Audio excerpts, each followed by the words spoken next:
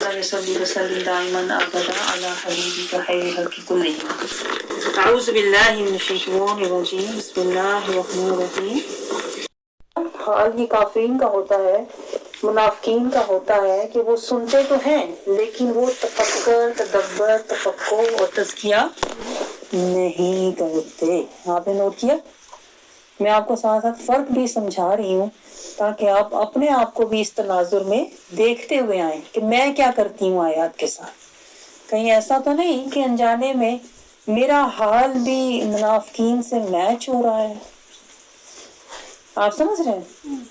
تو آپ کو میں یہ اس لیے سمجھاتی ہوں کہ ساتھ ساتھ آپ اپنا محاسبہ کرتے ہوئے آئیں تاکہ آپ تزکیہ کی سٹیج پر پہنچ جائیں۔ تزکیہ آپ نے دیکھے نا، ایک دم بیٹھے بٹھائے حاصل نہیں ہوتا۔ تزکیہ اس طرح سے حاصل ہوتا ہے جس طرح سے میں آپ کو لے کے چل رہی ہوں کہ ساتھ ساتھ آپ کو بتا رہی ہوں کہ کہاں ہم نے کیا کرنا ہے۔ تزکیہ جب اپنا کریں گے تو پھر اگلی سٹیج آئے گی تصفیہ۔ آپ کا من صاف ہونا شروع ہو جائے گا اور پھر آپ دھیرے دھیرے قرآن سے ہدایت لینے والے بن جاؤ گے کہ میں نے وہی کرنا ہے جو آج میں نے سیکھا ہے، میں نے وہی کرنا ہے جو اس آیت سے مجھے سمجھ آیا ہے۔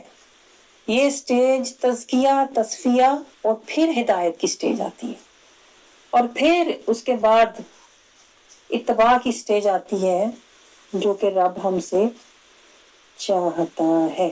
تو ساتھ ساتھ ہم نے یہ کرتے آنا ہے۔ اللہ تعالیٰ ہمیں سمجھا رہا ہے کیا کہ یا یہ ناسو، اے لوگوں، سعبدو، عبادت کرو، ربکم، تم اپنے رب کی، جس نے تمہیں پیدا کیا، والذین، اور وہ لوگ جو تم سے پہلے تھے، لعلکم، تاکہ تم تتقون، پرہیزگار بن جاؤ۔ تو با محاورہ ترجمہ کیا ہوگا؟ لوگوں اپنے رب کی عبادت کرو۔ یہاں پہ لفظ رب ہے نا، یا ایھا الناس اعبدوا ربکم، تو یہاں پروردگار بھی لکھا ہوا ہے، لیکن اس عربی کے لفظ سے مناسبت کے لیے اگر ہم کہیں تم اپنے رب کی عبادت کرو تو یہ زیادہ بہتر ہے۔ تم اپنے رب کی عبادت کرو جس نے تم کو پیدا کیا اور تم سے پہلے لوگوں کو پیدا کیا۔ یعنی اللہ اپنی قدرت سمجھا رہا ہے، شان سمجھا رہا ہے، تم کو پیدا کیا، تم سے پہلے لوگوں کو پیدا کیا، تاکہ لعلکم تتقون، تم پرہیزگار بن جاؤ۔ اب آیت کی تیسری سٹیج ہے تفکر، تدبر، تفقہ کی۔ اگلی سٹیج ہے تفقہ کی۔ تفقہ پہ ہم آئے ہیں تاکہ ہمیں تزکیہ اور تصفیہ حاصل ہو اور پھر ہم مجاہدہ کر کے ہدایت اور اتباع کی طرف چلے جائیں۔ تو یہ باتیں آپ نے ذہن میں رکھنی ہوتی ہیں تاکہ آیت ہمیں بھولے نہ، ٹھیک ہے نا، بلکہ ہم دنیا کی باتیں بھول جائیں۔ اتنا آیت میں تفکر، تدبر، تفقہ، تزکیہ کریں کہ ہم آیت کو ہی لے کے پورا دن سوچتے رہیں۔ ہمارے دل سے اور ذہن سے دنیا کی فکریں، لوگوں کی باتیں، ماضی کی سوچیں سب نکل جائے۔ یہ ہے میرا مقصد یہ ساری بات کرنے کا۔ آپ سمجھ رہے ہیں؟ میں آپ کا ذرا گراؤنڈ بنا رہی ہوتی ہوں آپ کے ساتھ، بیک گراؤنڈ، کے تھوڑا آپ کا مائنڈ ریڈی ہو کہ ہم نے آیت کے ساتھ وہ سلوک نہیں کرنا جو ہم کرتے ہوئے اب تک آ رہے تھے کہ پڑھا اور بھول گئے۔ قرآن بند ہونے سے پہلے ہمیں بھول جاتا ہے بلکہ کہ پڑھا کیا تھا۔ اسی بات ہے کہ نہیں؟ تو میں کیا کر رہی ہوتی ہوں کہ آپ کے ساتھ تھوڑا ڈگنگ، آپ کے مائنڈ کو تھوڑا اوپن کر رہی ہوتی ہوں، کھڑکیاں دروازے تھوڑے کھول رہی ہوتی ہوں تاکہ اندر تھوڑا سا نور جائے، اندر تھوڑا سا اللہ کی محبت اور خشیت جائے، قرآن کا نور جائے، تاکہ آیت اندر سما جائے، من میں کسی طرح سے اتر جائے۔ اس کو کہتے ہیں اندر ڈالنا، بیج، ٹھیک ہے نا۔ اب دیکھیں آیت کا آغاز ہوتا ہے، اللہ رب العزت ہمیں کیا سمجھا رہا ہے۔ سب سے پہلا آپ دیکھیں مخاطب کون ہے اس آیت میں؟ مخاطب کون ہے؟ یا ایھا الناس، آیت آپ کو خود بتا رہی ہے نا، ایھا الناس، اے لوگو، عام خطاب کس سے ہے؟ عام لوگوں سے ہے، عوام الناس سے ہے، گویا ہم سب اس آیت میں انکلوڈ ہیں، ہم سب اس میں شامل ہیں۔ یہ خطاب عام ہے، یہ اللہ کا حکم عام ہے، اور اس میں اللہ رب العزت کا پیغام کیا ہے؟ لہجہ کیا ہے؟ لہجہ کیا ہے؟ حقیقت پسندانہ۔ मारफाना। ये बात नोट करने की है कि कुरान पाक के, देखें कुरान पाक के ना एक होते हैं ज़ाहरी मानी, ये पॉइंट नोट करें, ये बहुत अहम पॉइंट है। कुरान पाक के एक ज़ाहरी मानी होते हैं जिस पर उल्मा इकराम गौर व फिक्र करते हैं, जिससे वो सुन्नत और शरीयत की राहें मुतय्यन करते हैं। एक होते हैं कुरान के बातनी मानी, जिससे तरीकत के रास्ते मुतय्यन होते हैं, जो सूफिया इकराम करते हैं, जो कि दूसरा दर्जा है। ठीक है। तीसरा होते हैं कुरान के नूरानी और रूहानी मानी होते हैं। नूरानी, रूहानी और सिरी के मानी होते हैं, जो सिरी से आते हैं। और ये कौन, ये हकीकत, इससे हकीकत की राहें मुतय्यन होती हैं। और ये काम कौन करता है, औलिया इकराम करते हैं। ये तीसरा दर्जा होता है। और चौथा और आखिरी दर्जा कुरान के मानी समझने का होता है, कौन सा, खफी और इख्फा वाला। और इससे क्या निकलता है, हकीकत के राहें मुतय्यन होती हैं। और ये कौन करता है, अंबिया इकराम करते हैं। और ये सबसे ऊंचा दर्जा कुरान समझने का होता है। आपको समझ आया? हम अभी तक कहाँ बैठे हुए हैं, हम किस दर्जे के लोग हैं, जरा ये नोट करें आप। हम कुरान को पढ़ के ना समझने वालों में से हैं। गोया हम किसी भी तबके में नहीं आते, किसी भी कैटेगरी में हमारा शुमार नहीं होता, क्योंकि हम ना तो मानी पर गौर व फिक्र करते हैं और ना ही उससे कोई राहें मुतय्यन करते हैं और ना ही उससे कोई नतीजा निकालते हैं। यानी हमने ना तो कुरान के ज़ाहरी मानी लिए, ना बातनी लिए, ना नूरानी लिए, ना खफी और इख्फा वाले लिए।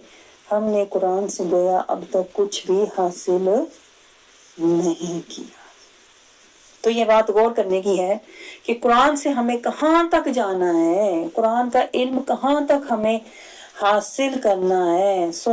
आयत से शुरू हुए, सुन्नत से शरीयत, शरीयत से तरीका, तरीकत से मार्फत, मार्फत से हकीकत तक पहुंचना है। और इसीलिए देखें कुरान पाक के शुरू में अल्लाह ने समझाया है, अनअमता अलैहिम की सोहबत में बैठो, क्योंकि यही सोहबत तुम्हें इस रास्ते पर लेकर जाएगी, तुम्हें सुन्नत से शरीयत की तरफ लेके जाएगी, तुम्हें तरीकत से मार्फत की तरफ लेके जाएगी, मार्फत से हकीकत की तरफ लेकर जाएगी। आप समझ रहे हैं? तो हकीकत तक हम खुद पहुंच नहीं सकते। आप घर बैठे सिर्फ कुरान को पढ़ ही रहे थे और पढ़ के ना तो समझ रहे थे और ना ही उससे कुछ इताअत, ना ही कुरान से कुछ राहत, ना ही कुरान से कुछ मोहब्बत, ना ही कुरान से कुछ तरीकत, मार्फत कुछ भी हासिल कर नहीं रहे थे। तो इससे आप अंदाजा करें कि अनअमता अलैहिम की सोहबत किस कदर इम्पोर्टेंट है। यानी बगैर अनअमता अलैहिम की सोहबत के हम किसी भी मंजिल पर पहुंच नहीं सकते। इसीलिए मुझे फिर मियां मोहम्मद बख्श का वो शेर याद आ रहा है, राह दे हर कोई आखे, मैं भी आखा राह दे, बिन मुर्शद तेनू राह नहीं लभदी, मर वैसे विच राह दे। कोई मुर्शद, कोई राहबर, कोई रहनुमा, कोई शेख, कोई उस्ताद का होना जरूरी होता है। और ये इसलिए जरूरी होता है कि ये अल्लाह रब्बुल इज्जत की अपनी सुन्नत है कि अल्लाह ने भी अपने महबूब को, रसूलुल्लाह सल्लल्लाहु अलैहि वसल्लम को राहबर बनाकर भेजा था। सी बात है कि नहीं? तो वही सुन्नत अब तक कायम है और हशर तक कायम ही रहेगी। तो इसलिए अल्लाह ताला किसी को डायरेक्ट नहीं पढ़ाता, ना समझाता, कोई ना कोई वसीला बीच में होता है जिसके जरिए अल्लाह ताला हमें रहनुमाई अता फरमाता है। और ये भी बात नोट करें कि हर बंदे का वसीला दूसरे से जुदा है और इसका तायन हम नहीं करते। मैं आपको बताऊं, ये अल्लाह ने किया हुआ है। یہ اللہ نے آپ کی ہدایت کا جب فیصلہ کیا تھا نا، تو اللہ نے اسی وقت یہ تعین کر لیا تھا کہ اس کو یہاں سے ہدایت ملے گی، اس کا یہ شخص وسیلہ ہوگا۔ اور پھر آپ وہاں پہنچ جاتے ہیں۔ جب آپ وہاں پہنچتے ہیں تو آپ کو اس شخص کے ساتھ ایک خاص طرح کی انسیت محسوس ہوتی ہے، ایک روحانی نسبت محسوس ہوتی ہے، ایک ایمانی اور نورانی آپ کو محبت محسوس ہوتی ہے، اور یہ آپ کی اپنی نہیں ہوتی، یہ اللہ کی ڈالی ہوئی ہوتی ہے، کیونکہ اللہ تعالیٰ نے اسی شخص کو آپ کا وسیلہ بنایا ہوا ہوتا ہے، اور آپ کی روح کو پتا ہوتا ہے لیکن آپ کو خود شعور نہیں ہوتا۔ اس لیے روح تو محسوس کرتی ہے لیکن ہمیں سمجھ نہیں آتی کہ ہمیں اس شخص سے انسیت کیوں ہے، محبت کیوں ہے، یا یہاں میرا دل کیوں لگ رہا ہے۔ تو اس کی وجہ یہ اللہ کا راز ہوتا ہے، یہ سری کی باتیں ہیں جو میں آپ سے کر رہی ہوں۔ اس کو سمجھنے کے بعد آگے چلتے ہیں تو اللہ رب العزت ہمیں کیا سمجھا رہا ہے۔ دیکھیں یہ آیت کیا ہے، حقیقت کے درجے کی آیت ہے۔ میں یہ بات کر رہی تھی کہ سنت، شریعت، طریقت، معرفت سے آگے حقیقت سب سے اونچی، سب سے اعلیٰ، سب سے بالا جو حقیقت ہے نا، وہ اللہ اس آیت میں بیان کر رہا ہے۔ اب دیکھیں اللہ خود بھی استاد ہے، سبحان اللہ، یہ پوائنٹ نوٹ کریں۔ اللہ کا محبوب تو مبلغ ہے ہی، اللہ خود بھی استاد ہے، اللہ خود بھی اپنے بندوں کو سمجھانے کی کوشش کرتا ہے، لیکن اگر کوئی آیات ایسی ہوتی ہیں جو تھوڑی مبہم ہوتی ہیں، ہمارے سامنے ان کے معنی واضح نہیں ہوتے، تو پھر اللہ اپنے محبوب کے ذریعے ان کی تشریح اور تعویل بیان کرتا ہے۔ لیکن کچھ آیات ہوتی ہیں straight forward, to the point, جسے کہتے ہیں نا سامنے حقیقت، کہ آپ اس کے حقیقت سامنے ہے اور آپ کو پوری بات سمجھ آ رہی ہے۔ جیسے اس آیت میں دیکھیں لوگو، اللہ کا لہجہ دیکھیں، حق ماننا، دو ٹوک جسے کہتے ہیں نا، جیسے خطاب کوئی فرما رہا ہے، لوگو انداز اللہ کا خطابانہ ہے، کہ جیسے اللہ ہم سب سے، جیسے اللہ ہم سب انسانوں سے خطاب فرما رہا ہے، جیسے کوئی ہیبت والا، جیسے کوئی ہیبت والا خطاب فرماتا ہے نا۔ اس لیے آپ نوٹ کریں آج کعبے میں بھی جائیں نا تو وہاں بڑی ہیبت محسوس ہوتی ہے آپ کو اللہ کی ہر طرف۔ تو اللہ تعالیٰ کی ذات کی یہی ظاہر ہے، لیکن اندر سے اللہ بہت محبت کرنے والا، بخشنے والا، رحم فرمانے والا، معاف فرمانے والا ہے۔ لیکن یہ عام لوگوں کے لیے ہے، اللہ کی ہیبت ہے نا۔ اے لوگو، اللہ کا خطابانہ انداز دیکھیں ذرا، اے لوگو، جیسے ٹو دی پوائنٹ کسی سے بات کرتے ہیں نا، اپنے رب کی عبادت کرو۔ دو ٹوک اللہ بتا رہا ہے، مجھے تم سے کیا چاہیے، تمہاری زندگی کا مقصد کیا ہونا چاہیے۔ اپنے رب کی عبادت کرو جس نے تم کو اور تم سے پہلے لوگوں کو پیدا کیا۔ تو تمہاری زندگی کا مقصد کیا ہے؟ اللہ تعالیٰ نے اشارہ، بعض دفعہ اللہ اشارے سے بات کرتا ہے، بعض آیات میں نظارے ہوتے ہیں، بعض میں سہارے ہوتے ہیں۔ تو یہ آیت میں ڈیپ اترے تو پھر سمجھ آتی ہے اس آیت میں اشارہ ہے، نظارہ ہے کہ سہارا ہے۔ تو اللہ رب العزت نے ہمیں ٹو دی پوائنٹ کیا سمجھایا کہ اپنے رب کی عبادت کرو، گویا ہماری زندگی کا مقصد رب نے ہمیں سمجھا دیا۔ اب آپ نے پچھلی آیت کے ساتھ ذرا کنیکشن دیکھیں، اس آیت کا رابطہ، پچھلی آیات کے ساتھ رابطہ دیکھیں نا، پھر آپ کو یہ ضابطہ سمجھ آئے گا۔ اس آیت میں ضابطہ ہے، اللہ ہمیں ضابطہ حیات بتا رہا ہے کہ تمہاری زندگی کا مقصد کیا ہونا چاہیے۔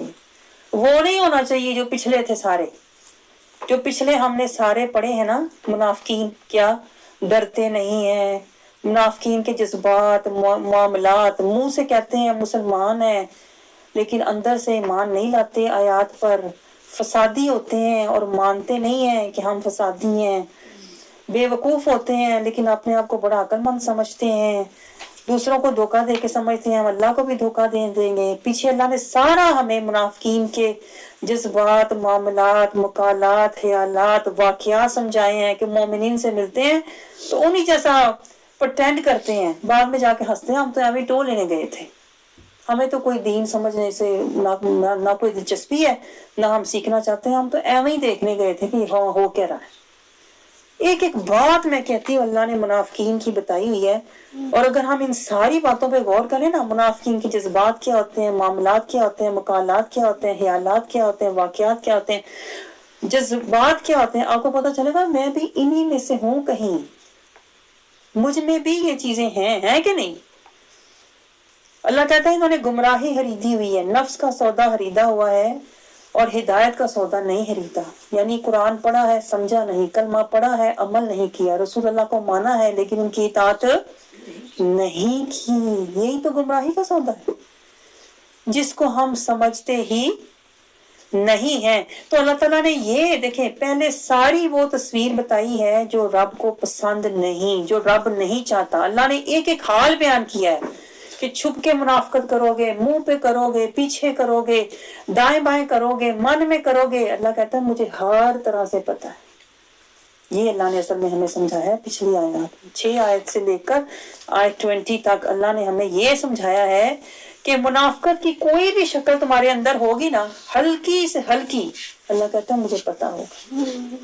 اللہ کی ذات سے کچھ بھی چھپا ہوا نہیں ہے. ہم اپنے آپ کو 5 وقت کا نمازی سمجھ کے کہتے ہیں میں بڑا نیک ہوں، میں پورا قرآن ختم کیا میں بڑا نیک ہوں، میں نے روزے رکھے بڑا نیک ہوں. یہ تو بعد کی بات ہے نا، یہ تو تجارت ہے جو آپ اللہ سے کر رہے ہیں. پہلے اللہ کہتا ہے جو سرمایہ میں نے تجھے دے رکھا ہے نا، پہلے وہ میری طرف لگا. سرمایہ کیا؟ سماعت، بصارت، صحت، قابلیت، ہمت، طاقت. اللہ کہتا ہے پہلے یہ میری طرف لگا، میری خشیت کا سودا لے، میری محبت کا سودا لے، میری چاہت کا سودا لے، میری اطاعت کا سودا لے، میری ملاقات کا سودا لے، پھر بعد میں تو تجارت کرنا. آپ مجھے بتائیں ہم نے آج تک سودا لیا؟ سودا لیے بغیر ہم تجارت کر رہے ہیں. اس لیے ہماری تجارت جو ہے وہ اس کا کوئی نفع، کوئی حصول نہیں ہے. یعنی جو اصل کرنے کا کام تھا، جو مقصد تھا، میں اب آج آپ کو مقصد سمجھانے لگی ہوں. جو اصل مقصد تھا اللہ کا وہ کیا تھا کہ اللہ تعالیٰ یہ چاہتا تھا کہ تم پہلے میرے ساتھ سودا کرو، میرے ساتھ پہلے سودا کرو. یعنی نفس کا سودا نہ لینا. نفس کہے گا دنیا کی چاہتیں، دنیا کی محبتیں، دنیا کی خواہشیں، دنیا کی زینتیں. اللہ کہتا ہے نفس کا سودا نہ لینا، میرا سودا لینا. ٹھیک ہے؟ اللہ کا اصل مقصد ہم سے یہ تھا اللہ کا سودا لو. اللہ کا سودا کیا ہے؟ اللہ کی خشیت، اللہ کی محبت، اللہ کی چاہت، اللہ کی تڑپ، اللہ کی اطاعت، اللہ کی ملاقات، اللہ کی رضا، اللہ کا دیدار. اور یہ سودا ہم نے آج تک نہیں لیا. تو یہی اللہ تعالیٰ ہمیں سمجھا رہا ہے کہ پہلے میرا سودا لو، پھر میرے سے تجارت کرنا. یہ نیک عمل. اور پھر کیا ہوگا؟ جب تم سودا لے کر تجارت کرو گے تو پھر تمہیں آخرت میں یقینی نفع ملے گا. لیکن شیطان کیا کرتا ہے؟ میں آپ دیکھیں آپ کو شیطان کا باریک مکر سمجھانے لگی ہوں. شیطان کیا کرتا ہے؟ شیطان کہتا ہے سودا میرے سے لے، تجارت اللہ سے کر. آپ سوچیں ذرا اس کی مکاری. ہم بیچارے ساری زندگی شیطان کا سودا لے کے تجارت اللہ سے کر دیں. بے خبری میں، اس کو کہتے ہیں بے خبری، نا سمجھی، لا علمی، بے شعوری. اور اسی کا شیطان اتنا فائدہ اٹھاتا ہے کہ ہمارے سارے اعمال دھرے کے دھرے رہ جاتے ہیں. نہ ہم کسی راستے کا تعین کرتے ہیں، نہ کسی منزل پر پہنچتے ہیں، نہ اللہ کی بارگاہ میں کوئی درجہ اور مقام حاصل کر پاتے ہیں. شیطان ہمیں کولو کے بیل کی طرح گھماتا رہتا ہے. بس نماز پڑھ لے کافی ہے، بس قرآن پڑھ لیا کافی ہے.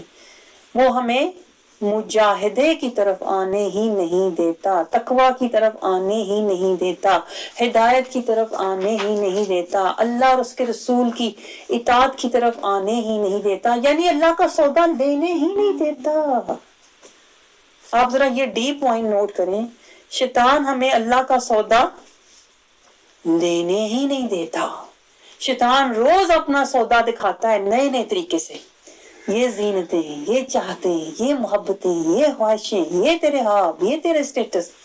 شیطان ہمیں دنیا کے اور نفس کے سودے اتنے حسین بنا کے روز دکھاتا ہے کہ جو اللہ کا سودا ہے نا اس کی طرف ہماری توجہ اور دھیان جانے ہی نہیں دیتا.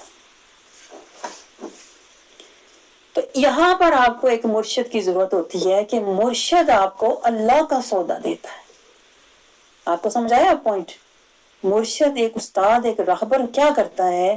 وہ اللہ کا سودا دیتا ہے. وہ اللہ کی دکان سجائے بیٹھا ہے اور اللہ کا سودا بیچ رہا ہوتا ہے. یعنی کوئی رحمان کا سودا بیچ رہا ہے، جو اللہ والے ہوتے ہیں، جو مرشد ہوتے ہیں، وہ اللہ کا سودا بیچ رہے ہوتے ہیں، رحمان کا سودا بیچ رہے ہوتے ہیں. اور جو لوگ دنیا دار ہوتے ہیں وہ شیطان کا سودا بیچ رہے ہیں. ہر بندہ ہم میں سے کوئی نہ کوئی سودا بیچ رہا ہے. تو زندگی کا مقصد کیا ہے؟ اللہ کی عبادت. یہ پوائنٹ نوٹ کریں، اللہ کی عبادت زندگی کا مقصد ہے. ہر چیز کا کوئی نہ کوئی مقصد ہے. زندگی کا مقصد کیا ہے؟ اللہ کی عبادت. اور عبادت آپ کو پتا ہے نا 24 گھنٹے ہوتی ہے. عبادت کا کوئی فکس ٹائم نہیں ہے کہ 5 وقت میں نے نماز پڑھی یہ عبادت ہے. عبادت، کیونکہ آپ عبادت شروع کہاں سے ہوتی ہے؟ میں نے آپ کو پہلے بھی یہ بات سمجھائی ہے نا، عبد سے. پہلے آپ عبدیت کریں، بندگی کریں. عبادت کے درجے تک پہنچنے کے لیے پہلے آپ کو بندگی سیکھنی پڑے گی. اور بندگی آپ کیسے سیکھیں گے؟ آپ کو یاد ہے نا وہ سارے سٹیپ جو میں نے آپ کو بتائے ہوئے ہیں. پہلے آپ نے عبدیت سیکھنی ہے، بندگی سیکھنی ہے، ٹھیک ہے نا، تاکہ ہم عبادت کے درجے تک پہنچیں. اور بندگی شروع کہاں سے ہوتی ہے؟ شروع ہوتی ہے ندامت سے، پھر ملامت، پھر ریاضت، پھر محنت، پھر اللہ کے راستے میں محنت، پھر مشقت، پھر آپ کو طہارت ملتی ہے اللہ کی طرف سے، پھر خشیت آتی ہے، پھر اطاعت آتی ہے، پھر ہدایت آتی ہے، پھر برکت آتی ہے، پھر محبت آتی ہے، پھر اللہ کی معرفت آتی ہے، پھر رحمت آتی ہے، پھر قربت آتی ہے، پھر آپ کی عبدیت آتی ہے، بندگی آتی ہے. یہ ہے بندگی. آپ جب بتائیں یہ ہے بندگی کے سارے قدم جو ہم نے ابھی تک لیے ہی نہیں ہیں. یہی تو پوائنٹ میں آپ کو سمجھا رہی ہوں. شیطان ہمیں بندگی کی طرف جانے ہی نہیں دیتا. آپ سمجھ رہے ہیں؟ تو یہ ہے بندگی جو ہمیں سیکھنی ہے. کسی مرشد، کسی کی نظر میں رہ کر، کسی کی نگاہ میں، کسی کے ساتھ بیٹھ کے، انعمت علیہم کی صحبت میں جب ہم بیٹھیں گے نا، وہاں سے ہمارا بندگی کا سفر شروع ہوگا. یہ پوائنٹ نوٹ کریں. جیسے آپ یہاں آئے نا تو آپ کو کیا ملا؟ دیکھیں، آپ جب یہاں آئے تو آپ کا پہلا قدم شروع ہوا. وہ کیا تھا؟ پہلے آپ کس میں تھے؟ یہاں آنے سے پہلے آپ کس حال میں تھے؟ آپ غفلت میں تھے، آپ جہالت میں تھے، ظلمت میں تھے، منافقت میں تھے. یہی تھا نا. اور آپ سمجھ رہے تھے کہ ہم بندگی کر رہے ہیں، حالانکہ بندگی کا سفر آپ کا شروع ہی نہیں ہوا تھا. شیطان نے آپ کو جکڑ کے، پکڑ کے، اپنے اثر میں، سحر میں دبوچ کے رکھا ہے. وہ تو اللہ کا کرم ہوا. میں آپ کو بتاؤں سچی بات، آج اللہ کا کرم ہوا کہ اللہ نے آپ کی بخشش کا، ہدایت کا ارادہ فرما لیا. آپ کے کسی نیک عمل کے صدقے کوئی بات آپ کی، کوئی ادا اللہ کو آپ کی پسند آئی تو اللہ نے آپ کا سینہ کھولا. ورنہ میں آپ کو بتاؤں سینے بھی نہیں کھلتے. یہ قرآن پاک میں آیت ہے، اللہ کہتا ہے میں سینے بند بھی کر دیتا ہوں. اگر اللہ کھولنے پہ قدرت رکھتا ہے تو وہ بند کرنے پہ بھی قدرت رکھتا ہے. اور جن کے سینے بند ہوتے ہیں نا، لاکھ انہیں بلاؤ، سمجھاؤ، قرآن کی طرف بلاؤ، وہ آتے ہی نہیں. وہ کہتے ہیں ٹائم ہی نہیں ہے، فرصت ہی نہیں ہے. اصل میں انہیں فرصت نہیں ہوتی، اللہ نے انہیں اس قابل نہیں سمجھا ہوتا. آپ سمجھ رہے ہیں؟ تو اللہ تعالیٰ کو آپ کی کوئی ادا، میں کہتی ہوں کوئی وفا، کوئی اللہ کو آپ کی نیت اور اخلاص پسند آیا کہ اللہ نے آپ کا سینہ کھولا اور اللہ آپ کو بندگی کی طرف لے کر آیا موت سے پہلے. میں کہتی ہوں یہ اللہ کا اتنا بڑا احسان ہے نا. اگر آپ کو شعور آ جائے نا تو آپ سر سجدے میں رکھ کے باقی زندگی روتے ہی رہیں کہ میں کہاں غفلت میں پڑا ہوا تھا، میں کہاں جہالت میں گرا ہوا تھا، میں ظلمت کے گڑھے میں بیٹھا ہوا تھا، میں منافقت کی کھائی میں پڑا ہوا تھا. میرے رب کو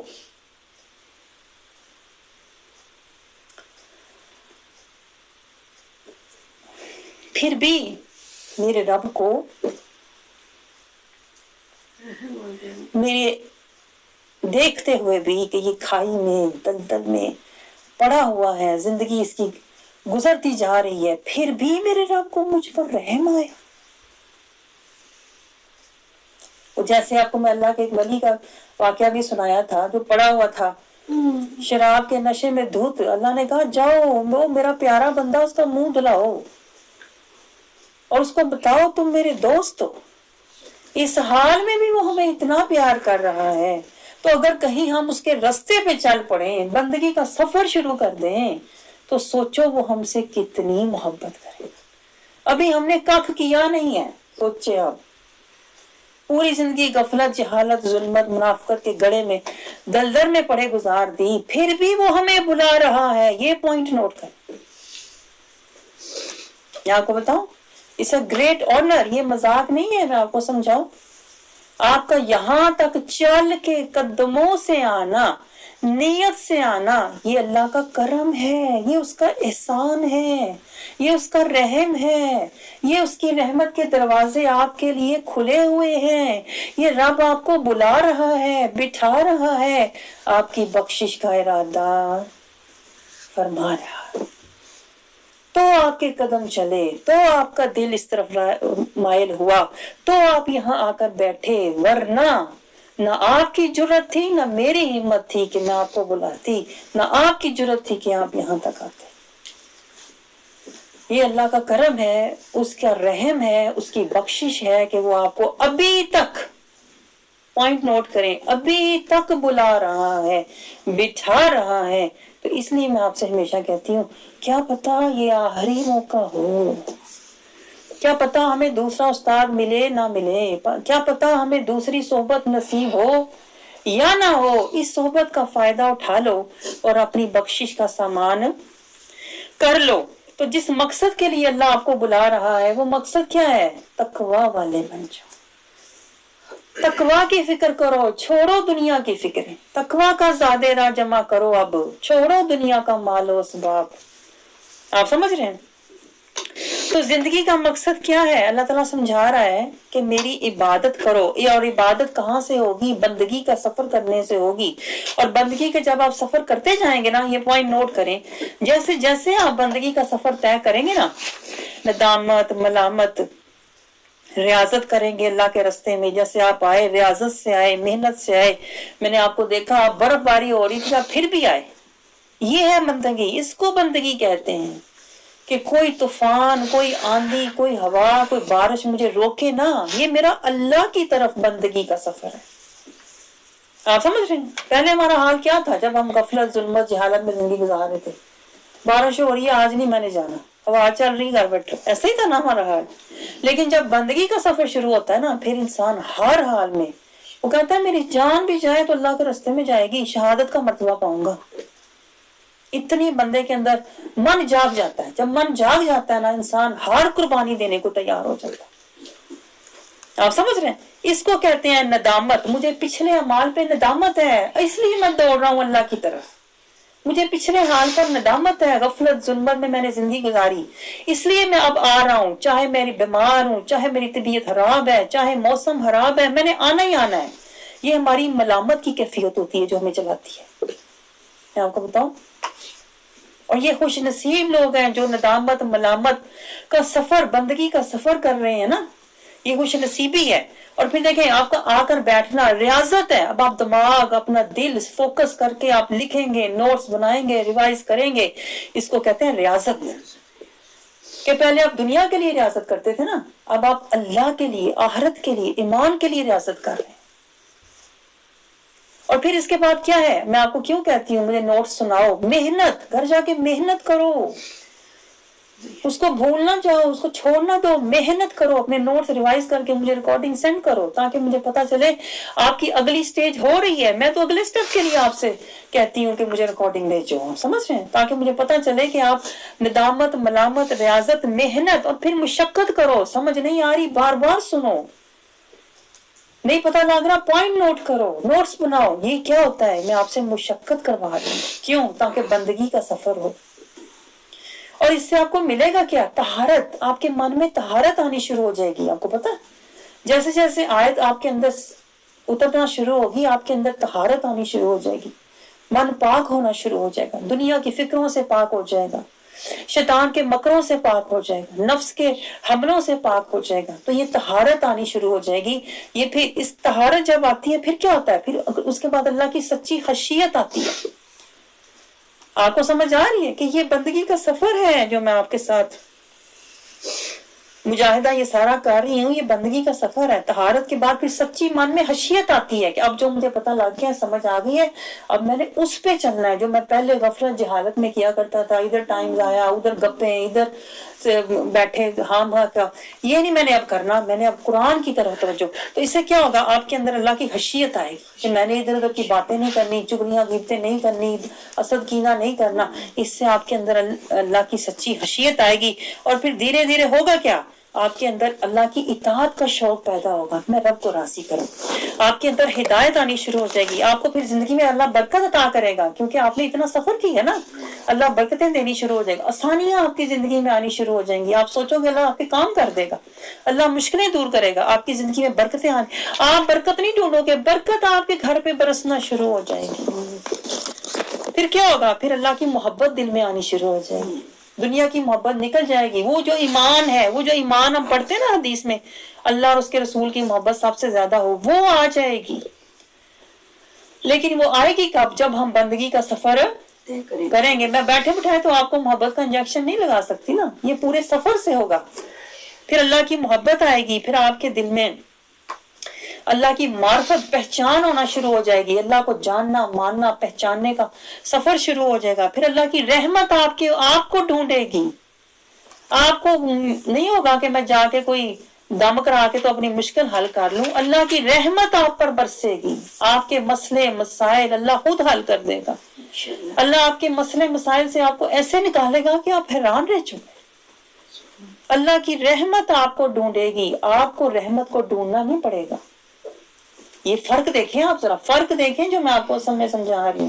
پہلے آپ ڈھونڈتے تھے نا کہ تو میرا مسئلہ حل ہو جائے، کہ تو میں کوئی دم درود کرا لا میرا مسئلہ حل ہو جائے، لیکن جب آپ بندگی کا سفر کریں گے تو رحمت اللہ کی آپ کو ڈھونڈے گی، اللہ کی رحمت آپ کو ڈھونڈے گی۔ کہاں ہے وہ میرا بندہ، اللہ کہے گا جو میری بندگی کا سفر کر رہا ہے، میں اس کے مشکلات اس کے حاجات اپنی رحمت سے پوری کر دوں، اپنے خزانوں سے اسے عطا کر دوں، اسے کسی کی محتاجی نہیں ہوگی، اسے کوئی تنگی نہیں ہوگی، اسے کہیں جانا نہیں پڑے گا، وہ رلے گا نہیں۔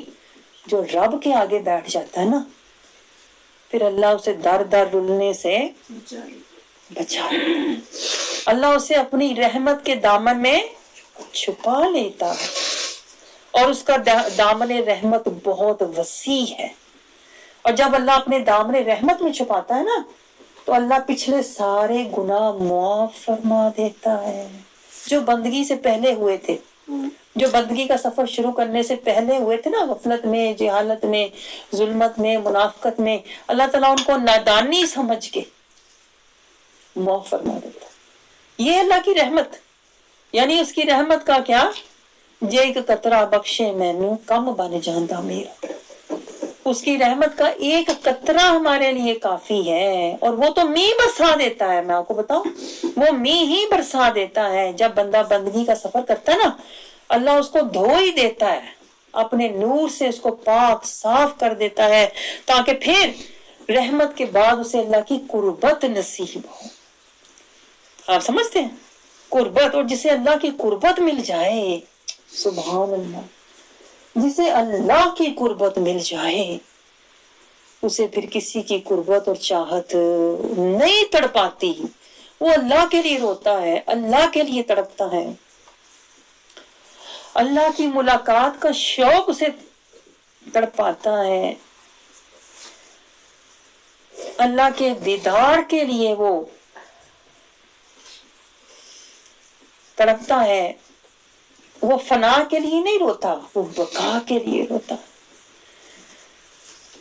یعنی اللہ اسے قطرے سے سمندر دے دیتا ہے، اپنی رحمت کے سمندر میں اللہ اسے نہلاتا ہے، دھلاتا ہے، پاک فرماتا ہے، اور اسے اپنے بندوں میں شامل فرما دیتا۔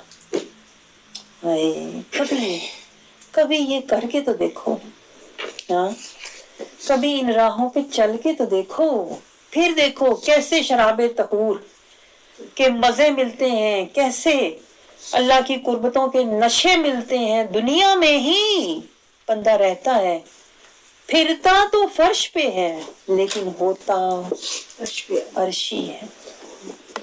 ڈائریکٹ اللہ اس کے من پر،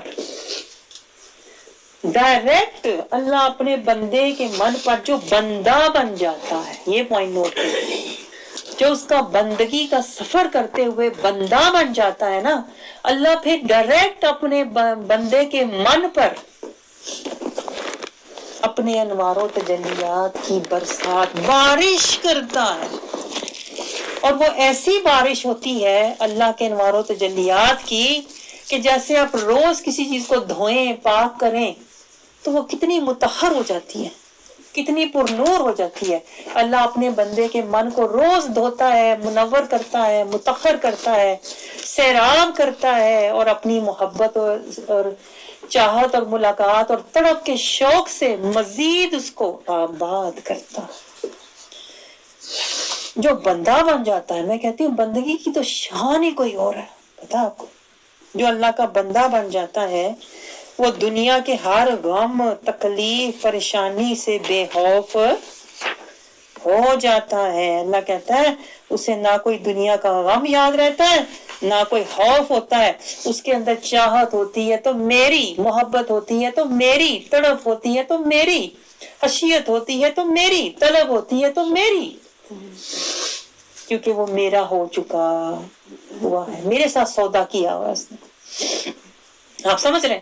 پھر اس بندے کا حال کیا ہوتا ہے؟ وہ ذکر میں زندگی گزارتا ہے، آخرت کی فکر میں زندگی گزارتا ہے، ہر حال میں شکر میں، جیسے صحابہ کرام ہوتے تھے، کچھ نہ بھی ہو شکر ہے کہ ہدایت کی دولت تو ہے نا، رسول اللہ صلی اللہ علیہ وسلم کے جلوہ انور کی دولت تو ہے نا، اس پر شکر ادا کریں۔ سب سے بڑی دولت جسے مل جائے وہ دنیا کی دولتوں کا انتظار نہیں کرتا، بلکہ دنیا کی دولتیں تو وہ لٹاتا ہے، جو لے جو فنا کو، میرے پاس تو بقا ہے۔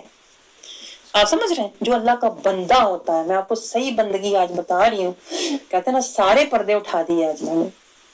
جو اللہ کا بندہ بن جاتا ہے پھر وہ ہر گھڑی اسی بات پر شکر کرتا ہے کہ یا اللہ تو نے مجھے بندگی کے قابل تو سمجھا، مجھے اپنے بندوں میں شامل فرما لیا، اور یہ بہت بڑا مرتبہ ہے جو اللہ کے بندوں میں شامل ہو جائے، کیونکہ پھر اس کو ملے گا کیا؟ اس کو پھر درجات ملیں گے، اور وہ درجات کیا ہوں گے؟ مسلمین سے متقین، متقین سے مومنین، مومنین سے صالحین، صالحین سے محسنین، محسنین سے مخلصین، اور پھر مستقین، اور پھر مقربین۔ آپ مجھے بتائیں جسے مقربین کا درجہ مل جائے اسے دنیا کے سٹیٹس کی کیا پرواہ، اسے دنیا کی دولتوں کی کیا پرواہ۔ اسی لیے جو اللہ والے ہوتے ہیں وہ گوشہ نشین ہوتے ہیں اور دنیا سے بے نیاز ہوتے ہیں، کیونکہ انہیں اللہ کی بارگاہ سے ڈائریکٹ انوار و تجلیات، اسرار و رموز کی دولت مل رہی ہوتی ہے، اور اس دولت کے آگے جو بقا والی ہے دنیا کی دولتیں کچھ بھی نہیں۔ آپ سمجھ رہے ہیں؟ یہ ہے بندہ جو ذکر میں رہے، آخرت کی فکر میں رہے، ہر دم شکر میں رہے، یا اللہ تو نے میرے من کو اپنے عرش سے جوڑ لیا، شکر میں رہے، اور پھر بندہ صبر میں رہتا ہے، مولا جس حال میں تو مجھے رکھے گا میں صبر کروں گا، چاہے خوشی ہے، چاہے غمی ہے، چاہے پریشانی ہے، چاہے تنگی ہے، سختی ہے، مولا میں صبر میں رہوں گا، تیری جیسے تو چاہتا ہے میں اسی حال میں صبر کروں گا، ذکر کروں گا، فکر کروں گا، شکر کروں گا، صبر کروں گا۔ میں شکوے شکایتیں لوگوں سے نہیں کروں گا، میں حق کا رستہ نہیں چھوڑوں گا۔ یہ بندہ ہوتا ہے۔ بندہ، میں آپ کو بتاؤں، بندہ وہ ہوتا ہے مرتا مر جائے گا لیکن حق کا رستہ نہیں چھوڑے گا۔ جو بندہ ہوتا ہے نا وہ موسموں کو دیکھ کے نہیں چلتا، آج دھوپ لگی ہے تو میں جاؤں، آج میرا موڈ ٹھیک ہے تو میں جاؤں۔ بندہ اپنے آپ کو دیکھتا ہی نہیں ہے، میں آپ کو ہمیشہ بتاتی ہوں، بندہ اپنے آپ کو نہیں دیکھتا، بندہ اپنے رب کی عطا، رضا، اپنے رب کی وفا، اپنے رب کا اذن، حکم دیکھتا ہے، میرا رب کیا چاہتا ہے۔ بندہ یہ نہیں سوچتا میں کیا چاہتا ہوں، میری خواہشات، میرے جذبات، میرے خیالات، میرے حالات، بندہ اپنے آپ کو نہیں دیکھتا۔ یہ بندگی کی شان ہی نہیں ہے. جو بندہ بن چکا ہوتا ہے نا وہ اللہ کی آیات کو دیکھتا ہے, اللہ کے احکام کو دیکھتا ہے, اللہ کی حدود کو دیکھتا ہے, اللہ کی حیثیت کو دیکھتا ہے, اللہ کی محبت کو دیکھتا ہے, اللہ کی اطاعت کو دیکھتا ہے, اللہ کی چاہت کو دیکھتا ہے, اللہ کی رضا کو دیکھتا ہے, اللہ کی ملاقات, اللہ کی رضا کو دیکھتا ہے. یہ بندہ ہوتا ہے. اور پھر تیسرا جو درجہ ہے, پہلے بندگی پھر بندہ, تیسرا جو اللہ رب ہمیں اس آیت میں جو اللہ ہمیں سمجھا رہا ہے, اللہ کہتا ہے اپنے رب کی عبادت کرو. عبادت کے درجے پر ہم تب پہنچیں گے جب ہم پہلے بندگی سیکھیں گے, پھر بندہ بنیں گے, پھر عبادت شروع ہوتی ہے. یہ پوائنٹ نوٹ کریں آپ. کسی نے آپ کو نہیں سمجھایا ہوگا اتنی ترتیب کے ساتھ اور اتنی تفصیل کے ساتھ جیسے میں آپ کو سمجھا رہا ہوں. اب آپ کے پاس کوئی وجہ نہیں ہوگی, کوئی عذر نہیں ہوگا آپ کہ آپ حشر کے دن اللہ سے کہیں کہ میں نے بندگی کا سفر نہیں کیا تو مجھے پتہ ہی نہیں تھا. اب نہیں آپ کہہ سکتے, کیونکہ اللہ اور اللہ کے فرشتے گواہ ہیں اس وقت کہ آپ کی سماعت تک یہ بیان پہنچ رہا ہے. اب سے آپ کو یہ کوشش کرنی چاہیے آج سے آئندہ سے کہ میں پہلے بندگی سیکھوں, پھر میں بندہ بنوں, پھر میں عبادت کروں. اور عبادت میری شروع کہاں سے ہوگی؟ جب میرا ہر لمحہ زندگی کا للہ ہوگا, للہ ہوگا. اسی لیے دیکھیں جو حج کا رکن ہے وہ آخر میں ہے. کبھی آپ نے یہ پوائنٹ نوٹ کیا؟ نماز, روزہ, زکوٰۃ, حج بالکل اینڈ پہ ہے کہ عبادت کا درجہ ہمیں اینڈ پہ حاصل ہوتا ہے. پہلے بندگی ہے, اللہ کہتا ہے پھر بندہ بنو, پھر حج کرنے, عمرہ کرنے آنا جب تم پورا سفر کر چکے ہوگے. اور عبادت ہے کیا؟ جیسے دیکھیں اللہ کعبے کے گرد ہمیں کہتا ہے گھومو, جا کے طواف کرو. یہی تو عبادت ہے, یہی تو زندگی. اللہ کہتا ہے زندگی عبادت میں گزارو, جو بھی کام کرو للہ, میرے لیے کرو. وہاں اللہ تعالیٰ جو ہمیں چکر لگواتا ہے, ہمیں کہتا ہے کعبے کے گرد چکر لگاؤ, پھیرے لگاؤ, وہ عبادت کی منزل ہے جس کا ہمیں کچھ بھی شعور نہیں ہے. لوگ نہ تو شہادہ پہ عمل کرتے ہیں, نہ نماز قائم کرتے ہیں, نہ لوگ زکوٰۃ کی حقیقت سمجھتے ہیں, من پاک نہیں ہے, صاف. نہ لوگ رسول اللہ کا اتباع کرتے ہیں, سیدھا جا کے حج عمرہ کر لیتے ہیں. اسی لیے نہ انہیں کوئی فرق نہیں پڑتا, بس کعبے کو دیکھ کے آ جاتے ہیں, کعبے والے کو نہیں دیکھتے. تو یہی تو فرق ہوتا ہے. جب آپ بندگی کا سفر کر کے جاؤ گے, بندہ بن کے جاؤ گے, پھر آپ کعبے کو نہیں, کعبے والے کو دیکھو گے. اس کے انوار و تجلیات آپ کو سامنے نظر آئیں گے, اس کا عرش سامنے نظر آئے گا. جیسے کعبہ نظر آتا ہے نا عام لوگوں کو, عام لوگ تو کعبے کو دیکھتے ہیں نا, لیکن جو اللہ والے جو بندگی کا سفر کر کے جاتے ہیں, جو کسی درجے مقام پر ہوتے ہیں, وہ کعبے کو نہیں دیکھتے, وہ اللہ کے عرش کو دیکھ رہے ہوتے ہیں, کعبے والے کو دیکھ رہے ہوتے ہیں. تو یہ تو تبھی ہوگا نا جب ہم اس درجے اور مقام پر پہنچے. اس لیے میں آپ کو گہری بات بتاؤں, کبھی بھی نہ کہیں کہ میں حج عمرہ کرنے جانا ہے. دعا یہ کیا کریں, یا اللہ جب میں اس درجے پر, اس مقام پر پہنچ جاؤں, مجھے تب بلانا. آپ سمجھ رہے ہیں, ہمیں ان باتوں کا شعور ہی نہیں ہے.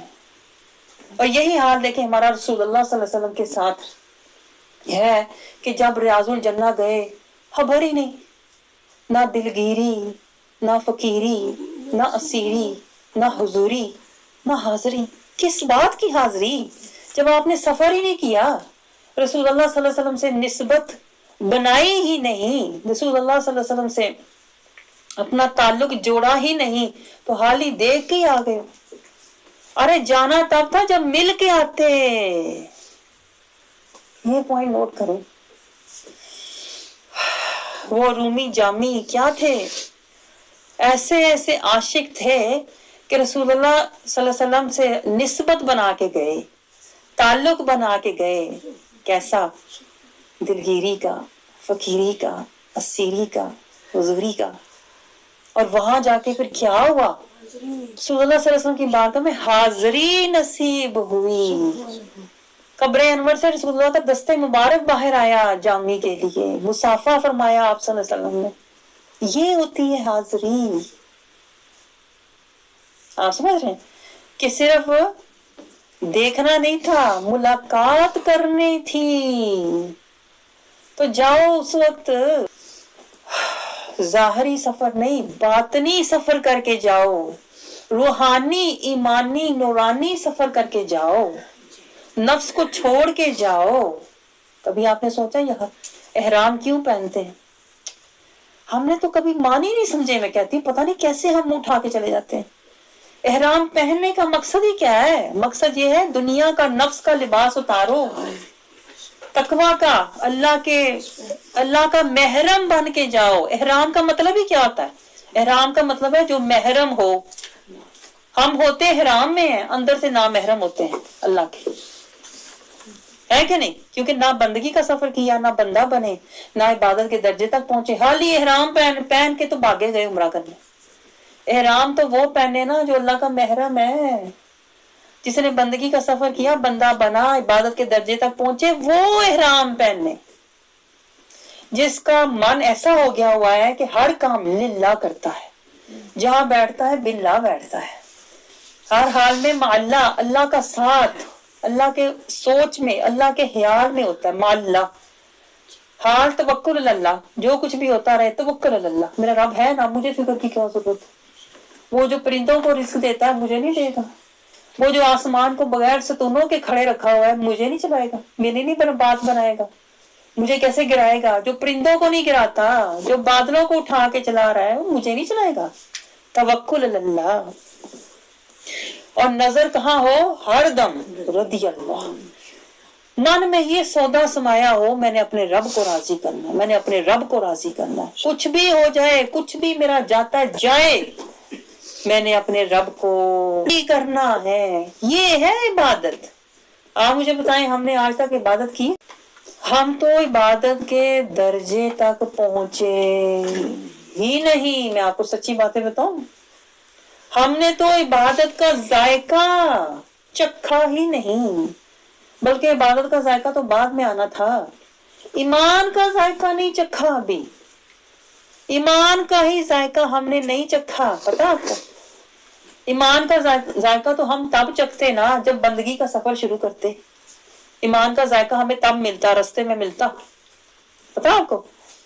اور پھر جب بندہ بنتے تو رسول اللہ صلی اللہ علیہ وسلم کی اسوہ حسنہ میں ڈھل جاتے, اور پھر اگلی سٹیج پر ہمیں عبادت کا مرتبہ نصیب ہوتا. وہ عبادت جو رب ہمیں سمجھا رہا ہے, اے لوگو اپنے پروردگار کی عبادت کرو.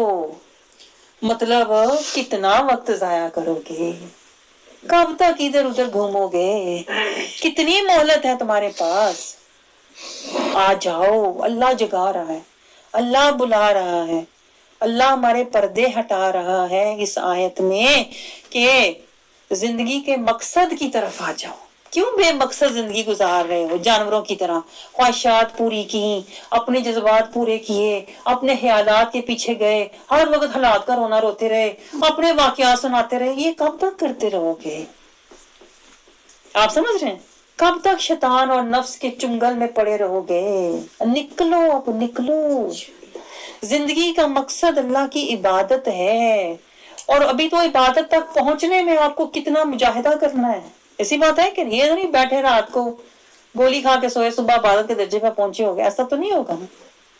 اب تو آپ کا یہ حال ہونا چاہیے کہ میرا تن من دھن, میرا وقت, میرا ہر لمحہ بندگی میں سفر, بندگی میں میرا گزرے, تاکہ میں اللہ کا بندہ بنوں. اللہ کے پاس جانے سے پہلے اللہ کا بندہ ہی بن جاؤں, کہ بندے کا پتر ہی بن جاؤں, اتنا ہی بن جاؤں. درجے مقامات تو بعد کی بات ہے. صالحین, محسنین, مصطفین, مقربین, درجے چلو نہ ملے, بندہ تو بن جاؤں. کم از کم میں بندگی کی کیٹیگری میں تو آ جاؤں. اسے کہتے ہیں نا پاس ہی ہو جاؤں, پاس تو ہو جاؤں. ڈسٹنکشن نہ ملے, پاس سے ہو جاؤں. آپ سمجھ رہے ہیں؟ تاکہ اس کے بعد پھر جو میری زندگی تھوڑی سی رہ گئی ہے, اب میں یہ للہ گزاروں, باللہ گزاروں, اللہ توکل اللہ, یعنی اللہ پہ میری نظر ہو. جیسے کعبے کے گرد چکر لگاتے ہیں نا, وہ صرف اللہ کا ہی انہیں ہوتا ہے. کعبہ سامنے ہے, اللہ کا گھر سامنے ہے, اور کوئی سوچ آتی ہی نہیں ہے. ایسی بات ہے کہ نہیں؟ ایسے ہماری زندگی ہونی چاہیے کہ ہماری زندگی کا مرکز اور محور للہ, اللہ کی ذات ہونی چاہیے. اللہ کا خیال, اللہ کی سوچ, اللہ کی محبت, اللہ کی خشیت, اللہ کی اطاعت, اللہ کی رضا. اسی کے گرد ہماری زندگی جب گزرے گی نا تب ہم عبادت کے درجے پر پہنچ جائیں گے، اور اس کا مطلب ہے ہمیں زندگی کا مقصد حاصل ہو گیا۔ اب یہ پوائنٹ نوٹ کریں کہ اللہ تعالیٰ نے ہر چیز کا کوئی نہ کوئی مقصد بنایا ہے۔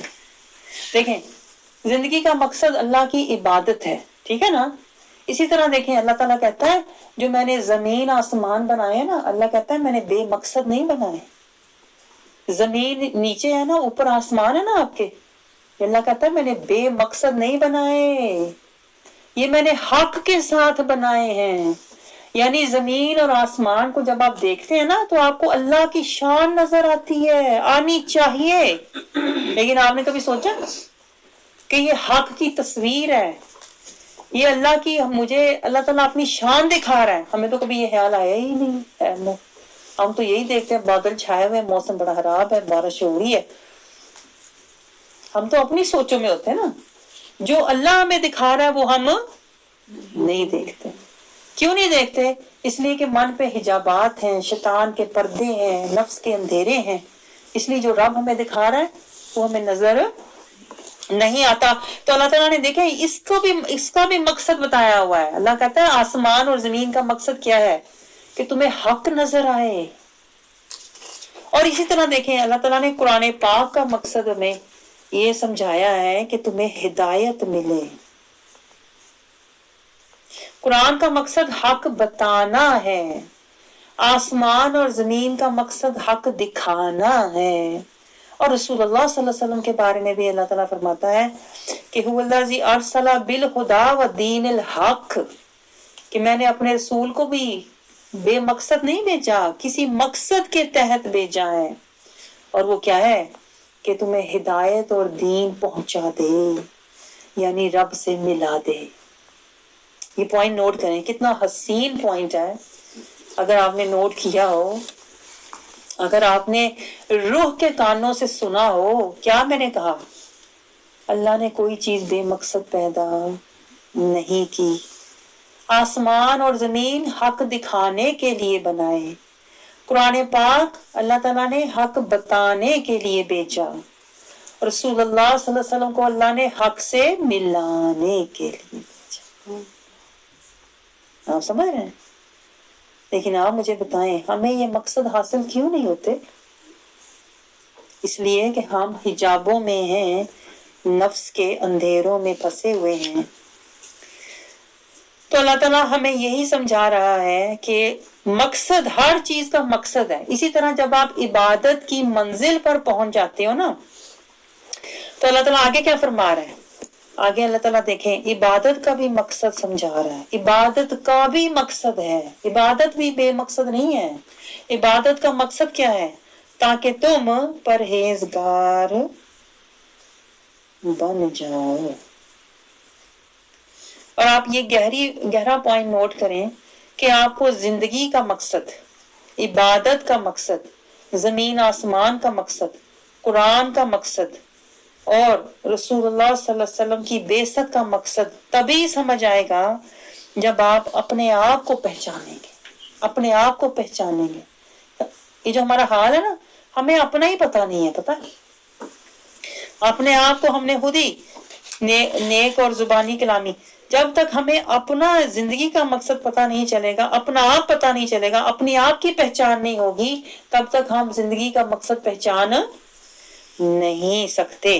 تو اپنے آپ کو پہچانے، انسان کے اندر، جیسے ہم انسان ہیں نا، اللہ تعالیٰ نے ہمیں اپنی بھی ہمیں پہچان کروائی ہے کہ جس نے اپنے آپ کو پہچانا وہی رب کو پہچانے گا، وہی زندگی کا مقصد پہچانے گا، وہی قرآن کا مقصد پہچانے گا، وہی رسول اللہ صلی اللہ علیہ وسلم کا مقصد پہچانے گا۔ تو پہلے اپنی ذات کو پہچانو، میں کیا ہوں۔ تو یہ پوائنٹ نوٹ کریں، ہمارے اندر اللہ تعالیٰ نے 4 صفات رکھی ہیں، ہمارے اندر 4 طرح کی صفات ہیں۔ ہوا کی طرح تیزی ہے، مٹی کی طرح عاجزی ہے، پانی کی طرح بندہ پھسل جاتا ہے، کھسک جاتا ہے، اور آگ کی، غصے میں آگ بگولا ہو جاتے ہیں۔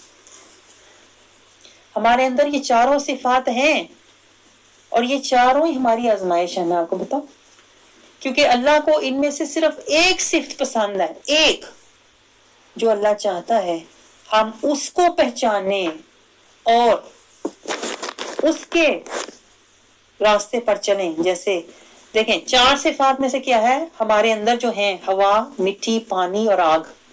ان چاروں میں سے اللہ تعالیٰ جو صفت ہمارے اندر دیکھنا چاہتا ہے نا غالب، وہ ہے مٹی کی صفت.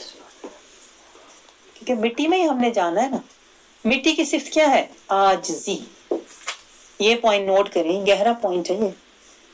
مٹی کی صفت کیا ہے؟ عاجزی. ایسی بات ہے کہ نہیں؟ عاجزی سے دیکھیں مٹی جہاں پڑی ہے پڑی ہے. لوگوں پر پاؤں آ کے گزر رہے ہیں، لوگ گندگیاں پھینک رہے ہیں، لوگ جیسا مرضی سلوک کریں، مٹی بیچاری وہیں پڑی ہے، نہ جگہ چھوڑتی ہے، نہ اپنی جگہ سے ہلتی ہے. خشک ہے تو پڑی ہے، پانی ہے تو پڑی ہے، بس پڑی ہے. آپ سمجھ رہے ہیں؟ تو اللہ کو مٹی کی صفت ہمارے اندر چاہیے، عاجزی کی صفت اللہ کو ہمارے اندر چاہیے. اور یہ پتا آپ کو، آپ کا جو اصل جو آپ کو اللہ کو جو پسند ہے وہ عاجزی ہے. اور یہ آپ کے اندر تبھی آئے گی جب رسول اللہ صلی اللہ علیہ وسلم سے آپ کی نسبت بننا شروع ہوگی، تو ہی آپ کے اندر عاجزی آئے گی. کہ وہ آپ کو یاد ہے نا، دلگیری، دلگیری، عاجزی، سادگی، فقیری، اسیری، حضوری اور حاضری. حاضری تب نصیب ہوگی جس کے اندر پہلی صفت عاجزی آئے گی. یہ گہرا پوائنٹ ہے، آپ کو میں بتاؤں، جو شاید آپ کو کبھی زندگی میں سمجھ آ جائے. جسے حضوری چاہیے نا، رسول اللہ صلی اللہ علیہ وسلم کی بارگاہ میں حضوری چاہیے، جسے اللہ کی بارگاہ میں حاضری چاہیے، اس کا پہلا قدم کیا ہونا چاہیے؟ عاجزی. عاجزی، جو کہ ہم ہوتے ہی نہیں ہیں. ہوتے ہیں کوئی؟ ہم تو کہتے ہیں میرے پاس سب کچھ ہے، مینوں عاجز ہونے کی ضرورت ہے. عاجز تو وہ جڑا مسکین بیچارہ غریب ہے. ہماری تو سوچیں ہی الٹ ہے. حالانکہ جو جتنا تقوی والا ہوتا ہے، جو جتنا اللہ سے قریب ہوتا ہے، وہ اتنا ہی عاجز ہوتا ہے. جس کو اللہ نے جتنا نوازا ہوتا ہے وہ اتنا ہی آپ کو سادگی میں نظر آئے گا. اس کو آپ اتنا ہی دلگیری میں دیکھیں گے، دلگیری میں دیکھیں گے کہ دنیا کے دکھ سارے انہوں ہی مل گئے. ایسے لگے گا کیونکہ یہ رسول اللہ کا فرمان ہے. آپ کو یاد ہے نا، رسول اللہ صلی اللہ علیہ وسلم سے جب ایک شخص نے کہا تھا آپ سے محبت ہے، آپ سے محبت ہے یا رسول اللہ، 3 بار اس نے کہا، تو رسول اللہ صلی اللہ علیہ وسلم نے کیا فرمایا تھا؟ پھر تیار ہو جاؤ، دکھوں اور غموں کے لیے تیار ہو جاؤ. ایسے تمہارے اوپر دکھ اور غم آئیں گے جیسے سیلاب کا پانی. اتنی تیزی سے تم گھیرے جاؤ گے چاروں طرف سے، آزمائشوں میں، فتنوں میں، دکھوں میں، غموں میں. یہی تو بات ہے، دلگیری. اللہ تعالیٰ دیتا ہے نا، یہی تو ہوتا ہے، عاجزی، سادگی، دلگیری. آپ نے کبھی یہ باتیں سمجھی ہیں؟ دلگیری، پھر فقیری. جب دلگیری ملتی ہے نا دکھ دنیا سے، انتہا کے دکھ. کیا اس کو علامہ اقبال نے کہا تھا؟ تو بچا بچا کے نہ رکھ اسے، تیرا آئینہ تو وہ ہے وہ آئینہ کہ شکستہ ہو تو عزیز تر ہے نگاہ آئینہ ساز میں. اللہ دکھی دلوں میں تو رہتا ہے. اللہ کو دکھی دل ہی تو پسند ہے. اللہ تو دکھی کرتا ہی اسے ہے جسے اس نے آخرت میں سکھی کرنا ہوتا ہے. جس کو اس نے اپنے قریب کرنا ہوتا ہے نا، اسے دنیا میں دکھی کر دیتا ہے. آپ سمجھ رہے ہیں؟ اسے دنیا میں اللہ اس کا دل توڑتا ہے. جس کو اللہ نے اپنے ساتھ جوڑنا ہوتا ہے نا، اللہ اس کے دل کو دنیا میں توڑتا ہے، نفس سے توڑتا ہے. اللہ دنیا کی چاہتوں، محبتوں، خواہشوں سے توڑتا ہے، پھر رب اپنے ساتھ جوڑتا ہے. اس کو علامہ اقبال نے کہا نا، شکستہ ہو تو عزیز تر ہے نگاہ آئینہ ساز. تمہیں کیا پتا، جتنا اس نے تمہیں توڑا ہے نا اتنا ہی وہ تمہیں اپنے ساتھ جوڑے گا. لیکن ہم نہیں سمجھتے. ہم شیطان کے جو وسوسے آتے ہیں نا، ہائے تیری تو قسمت خراب ہے، آئے تجھے تو ملا ہی کچھ نہ، آئے تو سیدھے رستے پہ تھی، غم تجھے، مصیبتیں تجھے، پریشانیاں تجھے. ہم شیطان کی جو وسوسے ہیں نا ان پہ دھیان دینا شروع ہو جاتے ہیں، بجائے اس کے کہ ہم رحمان کے حکمت کو سمجھتے، آیات کو سمجھتے، اپنے ایمان کو مضبوط رکھتے. استقامت پر رہتے ہم شیطان کے ساتھ پھسل جاتے ہیں. یہی تو میں آپ سے کہہ رہی تھی, ہمارے اندر یہ چیزیں ہیں نا, ہوا کی سی تیزی بھی ہے, پانی کی طرح پھسلنا بھی ہے, آگ کی طرح بھڑکنا بھی ہے, ایسے ہی بھڑک جانا بیٹھے بٹھائے, نہ کوئی بات نہ کچھ. لیکن اللہ کہتا ہے ایسے نہ بننا, نہ پانی کی طرح پھسلنا ہو, نہ آگ کی طرح بھڑکنا ہو, نہ ہوا کی طرح اچھلنا ہو. عاجزی, مٹی کی طرح عاجزی میں آ جاؤ.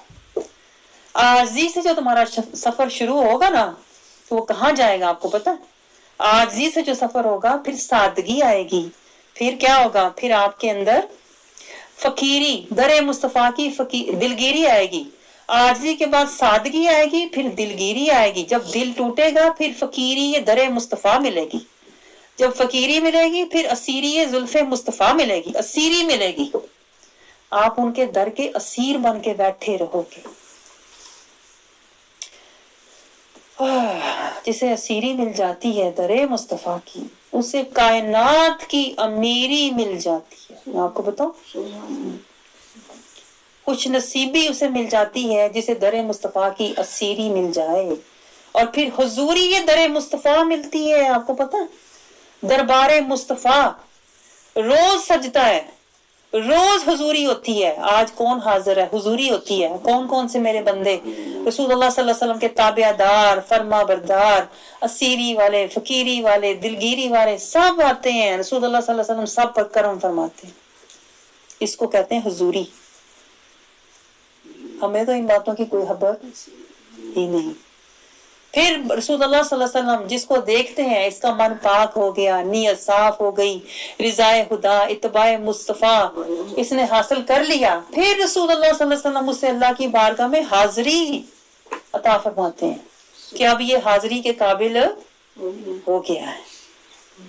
میں کہتی ہوں ان راستوں پہ چلو, اس راستے کے مسافر بنو, یہ سٹیٹس بناؤ اپنی زندگی کا, یہ وے آف لائف بناؤ, اس کی فکر کرو. چھوڑو دنیا کی فنا کی فکریں, کیوں نہیں بقا میں آتے؟ اب کس بات کا انتظار ہے؟ میں آپ سے پوچھ رہی ہوں. اور کتنا انتظار کرو گے؟ کس بات کا؟ اب کیا دیکھنا ہے آپ نے, آگے کیا دیکھنا ہے دنیا میں؟ ہاں, اب عقل مندی کیا ہے کہ ہم جنت کی راہیں دیکھیں. ایسی بات ہے کہ نہیں؟ ہم جنت کی تیاری کریں, ہم دائمی اللہ کی رضا کی طرف دوڑیں. بڑی دنیا میں دوڑ بھاگ کر لی, دنیا بہت اکٹھی کر لی, دنیا بہت خرید بھی لی. یہ میری دعاؤں میں ہوتا نا یہ کہ اب ہمیں آخرت کی طرف دوڑنے والا بنا, اب تقویٰ کا زیادہ راہ جمع کرنے والا بنا, اب اپنی رضا کا سٹیٹس عطا فرما. یہ جو دنیا کے سٹیٹس ہم نے بنائے ہوئے ہیں یہ تو سارے فنا ہیں. یہ جو دنیا ہم حاصل کر کے بیٹھے ہوئے ہیں اللہ کی نظر میں تو اس کی زیرو بھی ویلیو نہیں ہے. تو پتا یہ سارے نفس کے سودے ہیں, یہ نفس نے ہمیں سودے دیے ہوئے, یہ زینتیں, یہ خواہشیں, یہ چاہتیں, یہ محبتیں, یہ نفس کے سودے. اب آپ نے کیا کرنا ہے؟ آپ نے روح کا سودا لینا ہے. روح کا سودا. روح کیا تڑپ رہی ہے آپ کو پتا؟ روح کس لیے؟ مولانا رومی کی ساری درس مثنوی روح کا ہی تو بیان ہے. روح تڑپ رہی ہے, مجھے اللہ کی خشیت دو, نور دو, محبت دو, تقویٰ دو, اللہ تعالیٰ کی چاہت دو, تڑپ دو, اطاعت دو, ملاقات دو, رضا دو, مکھڑے کے دیدار کا شوق دو. روح تو یہ تڑپ رہی ہے, روح تو یہ سودا آپ کو دینا چاہ رہی ہے. اب آپ کیا کریں؟ روح کا سودا لے لو, نفس کا سودا چھوڑ دو. کیونکہ نفس کے ساتھ کیا ہونے والا ہے؟ کلو نفس ذائقۃ الموت. یہ پوائنٹ نوٹ کریں, یہ میں آپ کو گہرا پوائنٹ بتا رہی ہوں. جب نفس کے اوپر موت وارد ہوگی نا تو اس کے جو سارے ذائقے ذوقے اس نے جمع کیے ہوئے نا دنیا کے, یہ سٹیٹس, یہ گھر بار, یہ آل اولاد, یہ بینک بیلنس, یہ سارے ذائقے جو ہے نا پیچھے رہ جانے ہیں. جب اس پہ موت کا ایک ذائقہ آیا نا, اور آئے گا بھی کس پہ؟ یہ پوائنٹ نوٹ کریں, نفس پہ آئے گا. لیکن قرآن میں یہ نہیں ہے کل روح ذائقۃ الموت, نفس ذائقۃ الموت. کہ جو لوگ نفسی زندگی گزار رہے ہیں نا, اپنی خواہشات کی, اپنی چاہتوں کی, اپنی سٹیٹس, زینتیں, محبتیں, اپنی روایتیں, ان کے اس نفس کے اوپر موت وارد ہوگی, اس کو پتا چلے گا یہ تو بیکار تھا. تب اس کو پتا چلے گا یہ بیکار میں نے سفر کیا, میں تو ایویں ہی دنگے فساد کر رہا تھا. وہی موت جب روح پر وارد ہوتی ہے تو وہ بقا میں چلی جاتی ہے. آپ کو پتا रूह कहाँ चली जाती है? रूह नासूत से, इस आलम नासूत से निकल कर मलाकूत में, मलाकूत से दरवाजे खुलते हैं, फरिश्ते कहते हैं मरहबा मरहबा, कितनी खुशबू वाली हसीन रूह आ गई। फरिश्ते इस्तकबाल करते हैं, हर आलम में फरिश्ते उस रूह को इस्तकबाल करते हैं कि तू तो मुजाहिदा करके आई है, तू तो रब को राजी करके आई है, नफ्से मुतमइना लेके आई है। इसलिए जब यहाँ से निकलती है आलम नासूत से, बदन से, आलम मलाकूत के फरिश्ते इस्तकबाल करते हैं। फिर आगे जबारूत के फरिश्ते, वहां के जो आला महलूक है, वो इस्तकबाल करती है। फिर वो ये रूह जब लाहूत में जाती है, फिर वहां के फरिश्ते, लाहूती फरिश्ते, वो इस्तकबाल करते हैं, दरवाजे खोलते हैं, मरहबा कहते हैं, उसको अल्लाह की रिजा की खुशखबरियां सुनाते हैं। फिर वही रूह जब आगे जाती है आलमे बाहूत में, याहूत में, आखिरी आलम हाहूत में, जहां अल्लाह की जात है, अर्श है अल्लाह का, अल्लाह अपने अर्श पर इस्तवा किए हुए हैं, जलवा अफरोज है। वो रूह जब आलमे हाहूत में पहुंचती है तो सीधा अल्लाह के आगे जाके सजदा रेज़ हो जाए। मैं आपको बताऊं, रूह नहीं मरती, ये पॉइंट नोट करें, नफ्स मरता है। तो यही तो मैं आपसे कहती हूँ, नफ्सी जिंदगी छोड़ दो, रूहानी, नूरानी, ईमानी जिंदगी की तरफ आ जाओ, ताकि हमारी मौत हमें डराए ना, बल्कि रब से मिलाए। आप फर्क देख रहे हैं, कितना फर्क है। जिसने रूह को आज कुरान के नूर की खुराक दी हुई है, जिसने आज रूह को नूरे मुस्तफा से सैराब किया होगा, जिसने आज अपने मन को कुरान के नूर से आबाद किया होगा, जब उसकी मौत का वक्त आता है ना, तो वो मरता नहीं है, वो तो जाके मिलता है अपने रब से, जिसके लिए इतना मुजाहिदा किया, इतनी मेहनत की, इतना सफर किया, उसकी तो मुलाकात का वक्त होता है, वो तो वजद में होता है। जैसे इम्तिहान का नतीजा निकले तो जिसने मेहनत की होती है वो ज़ौक शौक से दौड़ता हुआ जाता है, इतनी मेहनत की है, मैं तो फर्स्ट ही आऊंगा। आप समझ रहे हैं? तो ये होती है जो लोग इबादत के मर्तबे पर पहुंच के बंदा बन के बंदगी करके जाते हैं, वो तो वजद में जाते हैं। उनके नफ्स पर मौत सिर्फ एक लम्हे के लिए आती है और रूह को फिर ऊपर आजादी मिल जाती है, अल्लाह की बारगाह में हाजिरी मिल जाती है। मैं आपको बातें इसलिए बता रही थी, इस तरफ आओ ना, ये है जिंदगी। हमें तो, मैं आपको बताऊं, अभी तो जिंदगी का मजा चखा ही नहीं। वो मौलाना रूमी का क्या मैंने पढ़ा था कहीं कि मौत का जायका हर कोई चखता है, जिंदगी का मजा कोई जिंदगी का सफर कोई कर रहा है। जिंदगी बंदगी है, आप समझ रहे हैं? जिंदगी है तो आपने करना क्या है, पॉइंट नोट करें आप। मैं आपको आज बहुत गहरी आयत है, इतनी गहरी आयत है कि पढ़ के मैं कितनी देर में खुद सकते में आ गई थी कि ये आयत क्या इस आयत में है। तो हमने पहले मैंने आपको क्या समझाया, जिंदगी का मकसद पहचानो और उसके लिए अपने आप को पहचानो। मैंने अपने अंदर आजिज़ी पैदा कर दी, खुद को पहचानो, ठीक है। और जब तक आप खुद को नहीं पहचानेंगे आप जिंदगी का मकसद पहचान नहीं सकते। पहले खुद को पहचानो कि मैंने आजिज अपने अंदर आजिज़ी पैदा करनी है। फिर रब को पहचानो, अल्लाह को जानो, मानो, पहचानो। फिर जिंदगी का मकसद पहचानो, जिंदगी का मकसद अल्लाह की इबादत है। मैंने अब्दियत से, बंदगी से बंदा बनना है और फिर इबादत का दर्जा पाना है, ये जिंदगी का मकसद पहचानो। फिर इबादत से मैंने हासिल क्या करना है ये पहचानो, मुझे तकवा हासिल हो। तकवा किसे कहते हैं? हुदूदुल्लाह में जिंदगी गुजारने वाला बन जाऊं। और मैं आपको सबसे बड़ी बात बताऊं, तकवा वाला वो होता है जो ईमान बचाने वाला होता है, जो जान तो कुर्बान कर देगा लेकिन ईमान कुर्बान नहीं करेगा। तो इबादत का मकसद पहचानो, वो क्या है? तकवा। फिर जिंदगी का रास्ता पहचानो, वो क्या है? सिरातल मुस्तकीम, सुन्नत, शरीयत, तरीकत, इताअत, मोहब्बत और इत्बाए रसूल। फिर क्या? फिर तकवा की सोहबत पहचानो, अनअमता अलैहिम के साथ बैठो ताकि तुम्हें तकवा की सोबत से तकवा का रास्ता मिले, तुम्हें जिंदगी का मकसद मिले, तुम्हें रब की पहचान मिले, तुम्हें अल्लाह की इबादत मिले, तुम्हें अपनी पहचान मिले। आप समझ रहे हैं? फिर जिंदगी का बेहतरीन ज़ादे राह क्या है? खैरुज़ ज़ाद तकवा, बेहतरीन ज़ादे राह तकवा है, ये पहचानो। फिर जिंदगी का ज़ादे राह पहचानो, फिर तकवा से होगा क्या? तुम्हें हिदायत मिलेगी, ये पहचानो। फिर तकवा कहाँ तक हासिल करो? इतना तकवा हासिल करो, ये पहचानो। कितना तकवा हासिल करूं, जिसे हम कहते हैं ना एक काम में कितना करूं, ये पहचानो। कितना? अल्लाह कहता है तकवा इतना हासिल करो कि क्या हो? खैरुल लिबासु तकवा, तुम तकवा का लिबास ही पहन लो। बेहतरीन लिबास तकवा का है। इतना तकवा हासिल करो कि तुम सारता पा तकवे वाले बन जाओ, ये पहचानो। फिर तकवा की देखें, तकवा की अहमियत क्या है, ये पहचानो। मैं तकवा वाला क्यों बनूं? इसलिए कि अल्लाह इबादत ही तकवा वालों की कबूल करता है। तकवा की अहमियत पहचानो। फिर तकवा वालों की निशानी पहचानो कि अपनी जुबान और हाथ से किसी मोमिन को तकलीफ न दो, किसी की जान माल और इज्जत पे हमला ना करो। आप समझ रहे हैं? तो पहले क्या था? खुद को पहचानो, फिर रब को पहचानो, फिर जिंदगी का मकसद पहचानो, फिर इबादत का मकसद पहचानो, फिर तकवा का रास्ता पहचानो, फिर तकवा की सोबत पहचानो, फिर तकवा क्यों चाहिए ये पहचानो, फिर तकवा से होगा क्या? हुदल लिल मुत्तकीन, ये पहचानो। तकवा कहाँ तक हासिल करूं? कि लिबास ही तकवा का पहन लो, ये पहचानो। तकवा की अहमियत क्या है? इबादत कबूल ही तब होगी जब तकवा को पहचानोगे। आप समझ रहे हैं?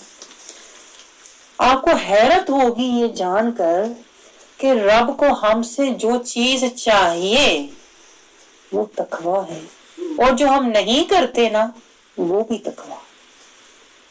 ये पॉइंट नोट करना। यानी मैं हैरान परेशान रह गई कि ये शैतान का कितना बड़ा हमारे ऊपर मकर है, फरेब है कि हमें जिसका पता ही नहीं है। अल्लाह ताला कहता है तुम्हारी जिंदगी का मकसद तकवा है, इबादत का मकसद तकवा है, और अल्लाह से डरते ही वो लोग हैं जो तकवा वाले हैं। अपने आप को जो पहचानते हैं वो तकवा वाले हैं, जो सिरातल मुस्तकीम पर चलते हैं वो तकवा वाले हैं, जो अनमता अलैहिम की सोबत में बैठते हैं वो तकवा वाले हैं, जो अपने नफ्स को रोकते हैं। वम्मा मन हाफा मकाम रब्बी वनहन नफ्सा अनिल हवा, जो अपने नफ्स को ख्वाहिश पूरी करने से रोकते हैं, दुनिया की चाहतें, हसरतें, लालच, कीना, बुग़्ज़, वो तकवा वाले होते हैं जो अपने नफ्स को कंट्रोल करते हैं। और अल्लाह ताला जिनकी बातें कबूल करता है वो तकवा वाले हैं। हत्ता के देखें अल्लाह ताला ने कहा था वो मस्जिद ही गिरा दो जिसकी बुनियाद तकवा नहीं थी। तो क्या अल्लाह हमारे अमाल कबूल करेगा अगर वो बगैर तकवा के? ये पॉइंट नोट करने का। तकवा हर अमल की बुनियाद होनी चाहिए। तकवा क्या है? खशियत इलाही, कि हम जो भी काम करें अल्लाह की खशियत में करें, ये तकवा है। अल्लाह की इताअत में करें, ये तकवा है। तो अल्लाह के हाथ जो चीज पहुंचती है ना, ये पॉइंट नोट करें। अल्लाह कहता है तुम्हारा जो कुर्बानी तुम देते हो उसका खून और गोश्त नहीं पहुंचता, अल्लाह के पास जो पहुंचता है वो तकवा है। अल्लाह को जो चाहिए वो तकवा है। अल्लाह ने जो आखिरत जन्नतें तैयार की हुई हैं वो तकवा वालों के लिए हैं। इबादत कबूल होने की शर्त तकवा है। मन की खशियत का नाम तकवा है। और ईमान से पहले जो चीज चाहिए वो तकवा है, और जन्नतियों का मुकाम जहां से शुरू होगा वो तकवा है। तो पता चला कि शैतान, अब ये पॉइंट नोट करें, मैं आपको जो बताने लगी हूँ, शैतान हमें जिस चीज से रोकता है वो तकवा है। ये पॉइंट नोट करें जरा, क्योंकि शैतान, देखें मैं आपको एक गहरी बात बताऊं, शैतान हमें इबादत से नहीं रोकता। जो बातें जिस दर्जे की बातें हम कर रहे हैं ना, दो वुजू करके छट्टे मारे और खड़े होके अपना 2 दफा ऊपर नीचे गए तो नमाज पढ़ ली। ये जो ऐसी इबादत है ना, शैतान इससे नहीं रोकता। जो कुरान हम पढ़ते हैं, ना मानी पता ना मार्फत पता, ऐसे कुरान पढ़ने से शैतान नहीं रोकता। जो रोजे हम रखते हैं ना, नफ्स कुशी का पता ही नहीं, ऐसे रोजे से शैतान नहीं रोकता। जो हाज उम्रे हम करते हैं ना, वो शैतान नहीं, बल्कि शैतान साथ जाता। ऐसी हमारी इबादतें हैं, शैतान साथ ही रहता। उसको इतनी पसंद है हमारी जिस दर्जे की बातें है ना, वो कहता है यही तो मैं चाहता हूँ, तेरी बातें खोखली रहे, बेमानी रहे, तेरी अपनी तवज्जो नहीं है तो रब की तवज्जो क्या होनी। आप पॉइंट नोट करेंगे। ऐसी इबादतें जो हैं, जो तकवा के बगैर होती हैं, वो कबूल नहीं होती।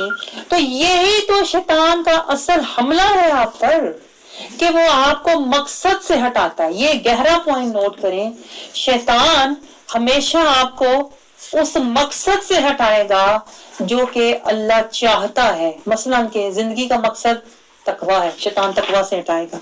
इबादत का मकसद तकवा है, शैतान तकवा से हटाएगा। सिरातल मुस्तकीम का मकसद तकवा है, शैतान सिरातल मुस्तकीम से हटाएगा।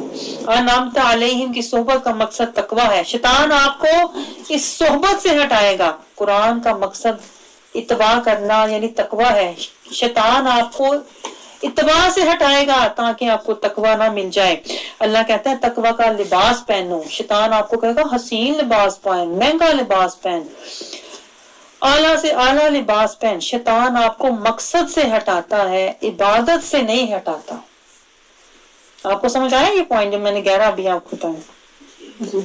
शैतान आपको उस मकसद से हटाएगा, यानी इबादत का मकसद ना लो, कुरान का मकसद ना लो, रोजे का मकसद ना लो, जिंदगी का मकसद ना लो, हज उम्रे का मकसद, आखिरत की तैयारी ना लो, यानी हर मकसद से हट जाओ, मकसद को छोड़ दो, बाकी काम करी जाओ। और आप सोचें, अगर मैं आपको मिसाल दूं, जैसे आपका यहाँ आने का मकसद क्या है? कुरान को समझना, तफक्कर, तदब्बर, तफक्को, तस्किया करना, मुजाहिदा करना, हिदायत लेना कुरान से, और कुरान की इत्तबा की मंजिल तक जाना। अगर आप ये मकसद छोड़ देंगे तो आपका आना बेकार है। आपको पॉइंट समझ आए? ये शैतान करता है, आपको मकसद से हटाएगा और कहेगा वैसे ही जाओ, इधर की बातें नोट करो, उधर की बातें नोट करो, इसने ये कहा, उसने वो कहा, वो ऐसे क्यों बैठी थी, वो ऐसे क्यों बैठी थी। शैतान आपको मकसद से हटाकर इधर उधर घुमाएगा ताकि आपका जाना बेकार हो जाए। इसी तरह कुरान, शैतान कहेगा कुरान पढ़ लेकिन तफक्कर, तदब्बर, तफक्कुर ना कर ताकि तेरा पढ़ना बेकार हो जाए। इसी तरह शैतान कहेगा नमाज पढ़ लेकिन क्या, नमाज को कायम ना करना ताकि तेरा नमाज को पढ़ना बेकार हो जाए। शैतान कहेगा अल्लाह को मान लेकिन अल्लाह की ना मानना ताकि तेरा अल्लाह को मानना ही बेकार हो जाए। शैतान कहेगा रसूल अल्लाह को मान लेकिन रसूल की ना मानना ताकि तेरा रसूल को मानना बेकार हो जाए। शैतान कहेगा नेक अमाल कर लेकिन सिरातल मुस्तकीम पे ना चलना ताकि तेरे नेक अमाल बेकार हो जाए। ये है शैतान का गहरा मकर जिसकी आम लोगों को समझ ही नहीं है, और वो बेचारे शैतान के हाथों जकड़े जाते हैं, पकड़े जाते हैं, मेहनत करके भी ना कहीं पहुंचते हैं। क्यों नहीं पहुंचते? इसलिए कि मकसद को छोड़ दिया। आप समझ रहे हैं मेरी बात? जब आप मकसद को छोड़ देंगे तो इसका मतलब है आपकी मंजिल गुम हो गई, आप गुमराह। ये गुमराह होता है, ये पॉइंट नोट करें। आप समझते हैं गुमराह वो है जो कहीं बैठा पता नहीं शराब पी रहा है, पता नहीं जो बाहर जाके खुले गुनाह कर रहा है। गुमराह वो होता है जिसकी मंजिल गुम है। और शैतान क्या करता है? शैतान क्या करता है? गुमराह ही तो करता है शैतान। देखिए इतना मकार है, काम आपसे पूरा करवाएगा, नमाज पूरी पढ़ लेकिन गुमराह, कुरान पूरा पढ़ लेकिन गुमराह, पता ही नहीं किस मकसद के लिए पढ़ रहे हैं। हज उम्रा कर, मेहनत पूरी की, खर्चा भी हुआ, पैसे भी लगे लेकिन गुमराह, मकसद ही नहीं पता, आखिरत की तैयारी। रोजा शैतान कहेगा रख लेकिन गुमराह, रोजे का मकसद क्या था? नफ्स खुशी, नफ्स को मारना। शैतान कहेगा मकसद ना करी, सिर्फ कम कर। लेकिन क्या मकसद को छोड़ दे और सिर्फ काम कर ले, तो जब काम बगैर मकसद के हो, जैसे आप यहाँ आए, मैंने मिसाल दी थी आपको, आप यहाँ आए, मकसद छोड़ दें, आप वैसे ही आके बैठ के चक्कर लगा के सुन के इधर उधर देख के इधर की बात उधर, उधर की बात इधर, इधर का दंगा उधर का फसाद करके चले जाएं, तो गुमराह ही है ना। यही तो गुमराह होता है। जब मकसद से हमारी नजर हट जाए, मंजिल से हमारी नजर हट जाए। मंजिल क्या होनी चाहिए थी, जो मैं हर दफा आपको याद दिलाती हूँ, रिज़ाए खुदा, इत्तिबाए मुस्तफा। इसीलिए तो मैं आपको पहले 5-10 मिनट हमेशा कहती हूँ कि क्या मन पाक नीयत साफ। जब तक हमारी नजर मंजिल पर नहीं होगी, मकसद पर नहीं होगी, हमारा वो काम, हमारा आना बेकार होता है। यही तो शैतान करता है, आप समझ रहे हैं। जैसे रसूलुल्लाह सल्लल्लाहु अलैहि वसल्लम का भी फरमान है, कितने रोजादार हैं जिन्हें भूख प्यास के सिवा कुछ हासिल नहीं होता। क्यों नहीं होता? क्योंकि मकसद गुमराह, मकसद गुम, काम किया है लेकिन मकसद से गुम। और यही तो शैतान का फरेब है, जाल है, कि वो हमें मकसद से हटाता है। काम करवा लेगा लेकिन मुशक्कत, जिसे कहते हैं ना, मुशक्कत की, लेकिन किसी को आप सोचें, कोई बंदा मुशक्कत भी करे और उसे अजर भी ना मिले, कितना दुख होता है। नौकरी भी की और मुझे, वो कहते हैं ना, सिला भी ना मिला, तो ये तो सारा दुख की बात है ना। एक तो मैंने ना की होती तो फिर तो पता कहता है भाई मैंने की नहीं थी। एक बंदे ने नौकरी भी की है, उसे फिर भी उजरत ना मिले, उसे उसका अजर ना मिले, ये शैतान का मकर है। और शैतान मकसद को बीच में से हटा के हमें गुमराह कर देता है और हम किसी मंजिल पर पहुंच नहीं। आज आप जरा नोट करके देखें, मैंने आपको कितनी मिसालें दी। हमारी जितनी भी बातें हैं सब गुमराह है कि नहीं। सिरातुल मुस्तकीम पर हम आज तक नहीं चले, कुरान का इत्तिबा आज तक नहीं किया, सिर्फ पढ़ा है, गुमराह पढ़ा है। पता ही नहीं मकसद क्या है कुरान पढ़ने का, मंजिल क्या है। कुरान, रोजे हमने रखे, गुमराह। रोजे का मकसद ही नहीं पता, मकसद ही तो बीच में से शैतान ले जाता है। और क्या, कलमा पढ़ते उम्र गुजर गई लेकिन गुमराह, मकसद ही नहीं पता कलमा पढ़ क्यों रहे थे। कलमा पढ़ा तो ला तो कहना था ख्वाहिशात को, जज्बात को, जीनतों को, मोहब्बतों को, दुनिया की, इल्लल्लाह पे खड़े तो होना था, मोहम्मद रसूलुल्लाह की पैरवी तो करनी थी। शैतान ने कलमा पढ़ाया लेकिन उस पर हमें चलने नहीं दिया, मकसद गुम कर दिया। यही तो गुमराह है। और जो गुमराह होता है वो तकवा वाला नहीं होता। आपको पॉइंट समझ आया? अपनी तरफ से हमें कलमा पढ़ते रहे, नमाजें पढ़ते रहे, कुरान पढ़ते रहे, लेकिन गुमराह, क्योंकि मकसद ही नहीं पता। और चूंकि मकसद अगर ना पता हो तो आप मुझे बताएं, जिस बंदे को मकसद ही ना पता हो वो मंजिल पर पहुंच सकता है?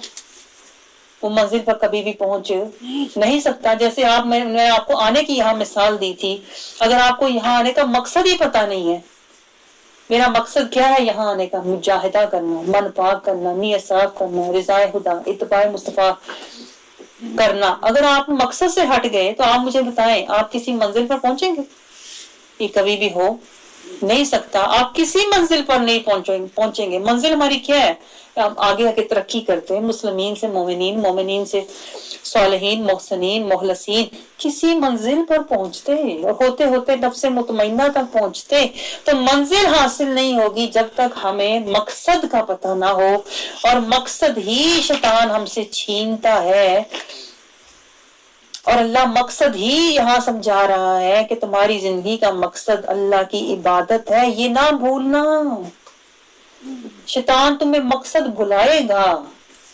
शैतान कहेगा बंदगी ना सीख, बंदा ना बन, इबादत के दर्जे पर ना पहुंच। आज जरा अपना अपना जायजा लें। आप मुझे बताएं, क्या आपने अपनी जिंदगी का मकसद इबादत हासिल किया? नहीं किया ना। ना बंदगी का सफर किया था, ना बंदे बने थे, ना इबादत लिल्ला बिल्ला माल्ला तवक्कुल अल्लाह रदी अल्लाह पे हम खड़े हुए। तो इसका मतलब है मकसद तो शैतान ने हमसे छीन लिया बीच में, और हम गुमराह थे। मकसद का पता ही नहीं था, तायुन ही नहीं था। और अल्लाह यही तो दो टोक हमें याद दिला रहा है। यही तो अल्लाह दो टोक हमें समझा रहा है, मुहातिब हमसे ओके फरमा रहा है कि तुम्हारे पास मोहलत कम है, मकसद पे नजर रखना ताकि किसी मंजिल पर पहुंचो।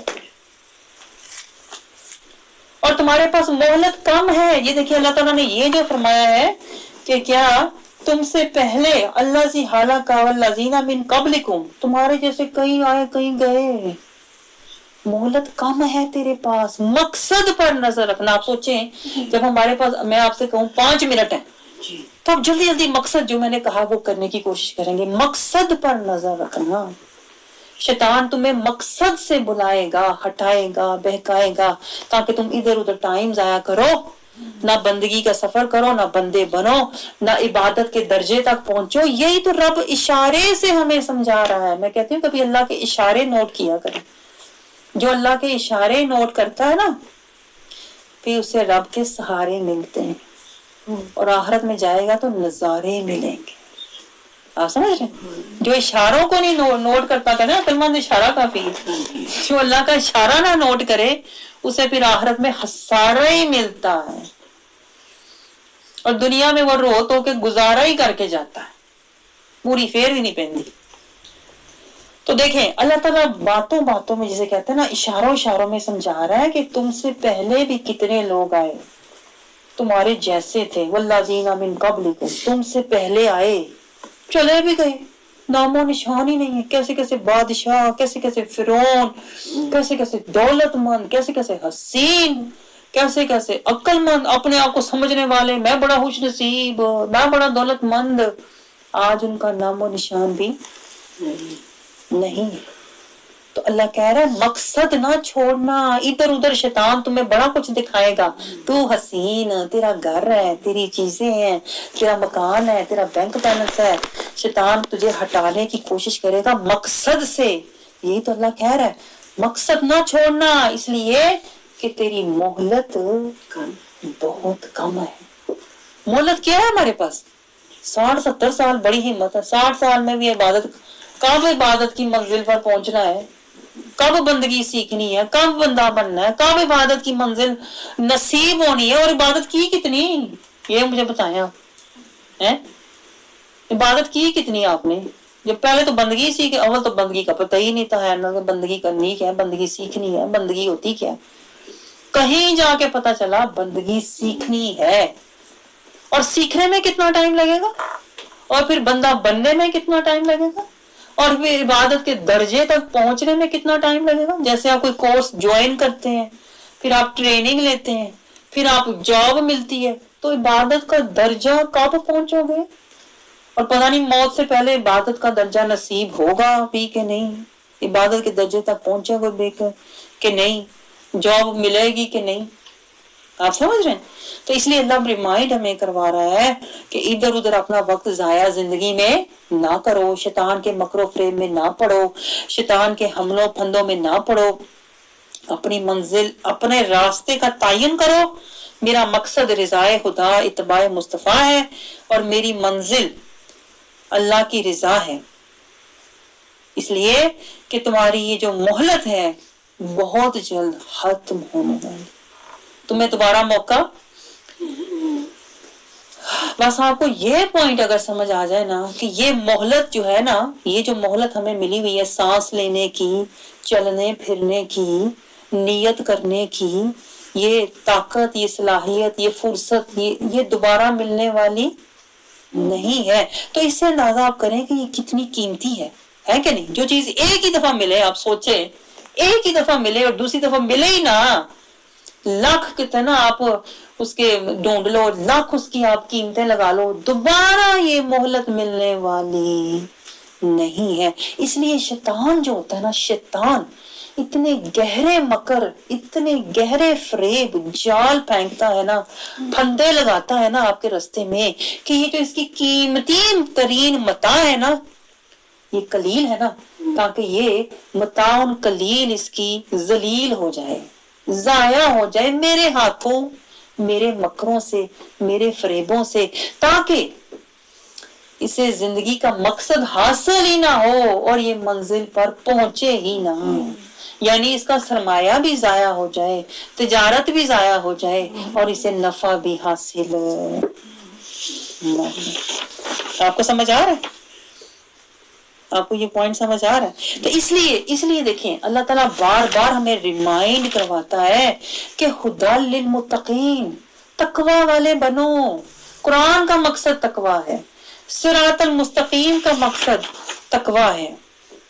آخرت میں تقوی والوں کو مقامات جہاں سے ملنے شروع ہوں گے تقوی سے شروع ہوں گے۔ اللہ کو جو مطلوب ہے وہ تقوی ہے۔ اللہ جہاں سے تمہیں قبول کرنا شروع کرے گا وہ معیار تقوی ہے۔ اللہ کو جس لباس میں اللہ تمہیں دیکھنا چاہتا ہے نا وہ تقوی ہے۔ اسی لیے اللہ میں سمجھاتا ہے بار بار، کہتے ہیں نا پرت کے بار بار اللہ سمجھاتا ہے کہ تم اپنی اس قیمتی مہلت کو شیطان کے مکروں سے ضائع، نفس کے حملوں سے ضائع، زمانے کے فتنوں سے ضائع نہ کرنا۔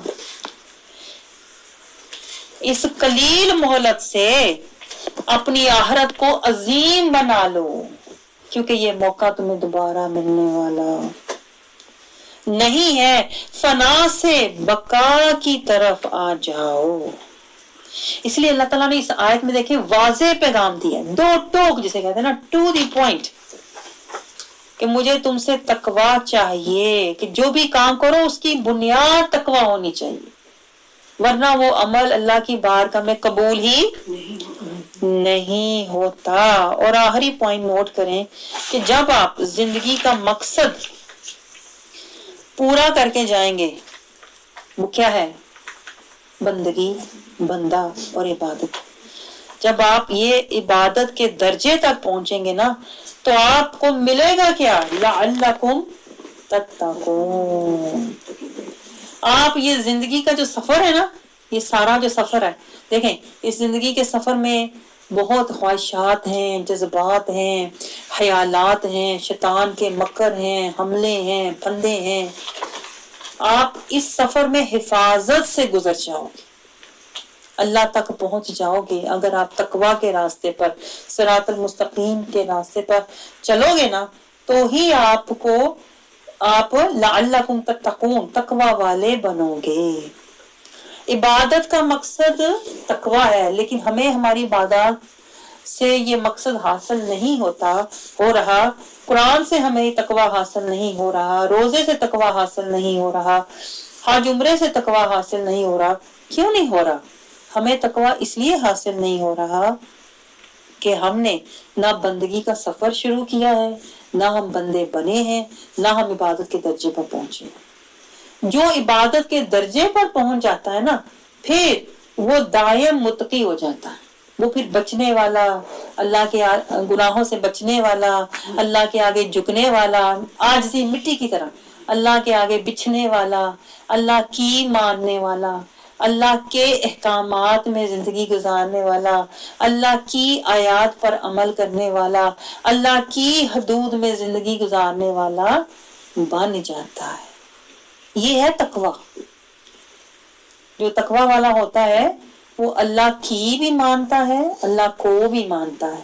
جو تقوی والا ہوتا ہے وہ رسول کو بھی مانتا ہے اور رسول کی بھی مانتا ہے۔ جو تقوی والا ہوتا ہے وہ صراط المستقیم کو مانتا بھی ہے اور اس پر چلتا بھی ہے۔ جو تقوی والا ہوتا ہے وہ اللہ کی حدود میں زندگی گزارتا ہے۔ جو تقوی والا ہوتا ہے وہ اسوہ حسنہ مصطفیٰ کے مطابق زندگی گزارتا ہے۔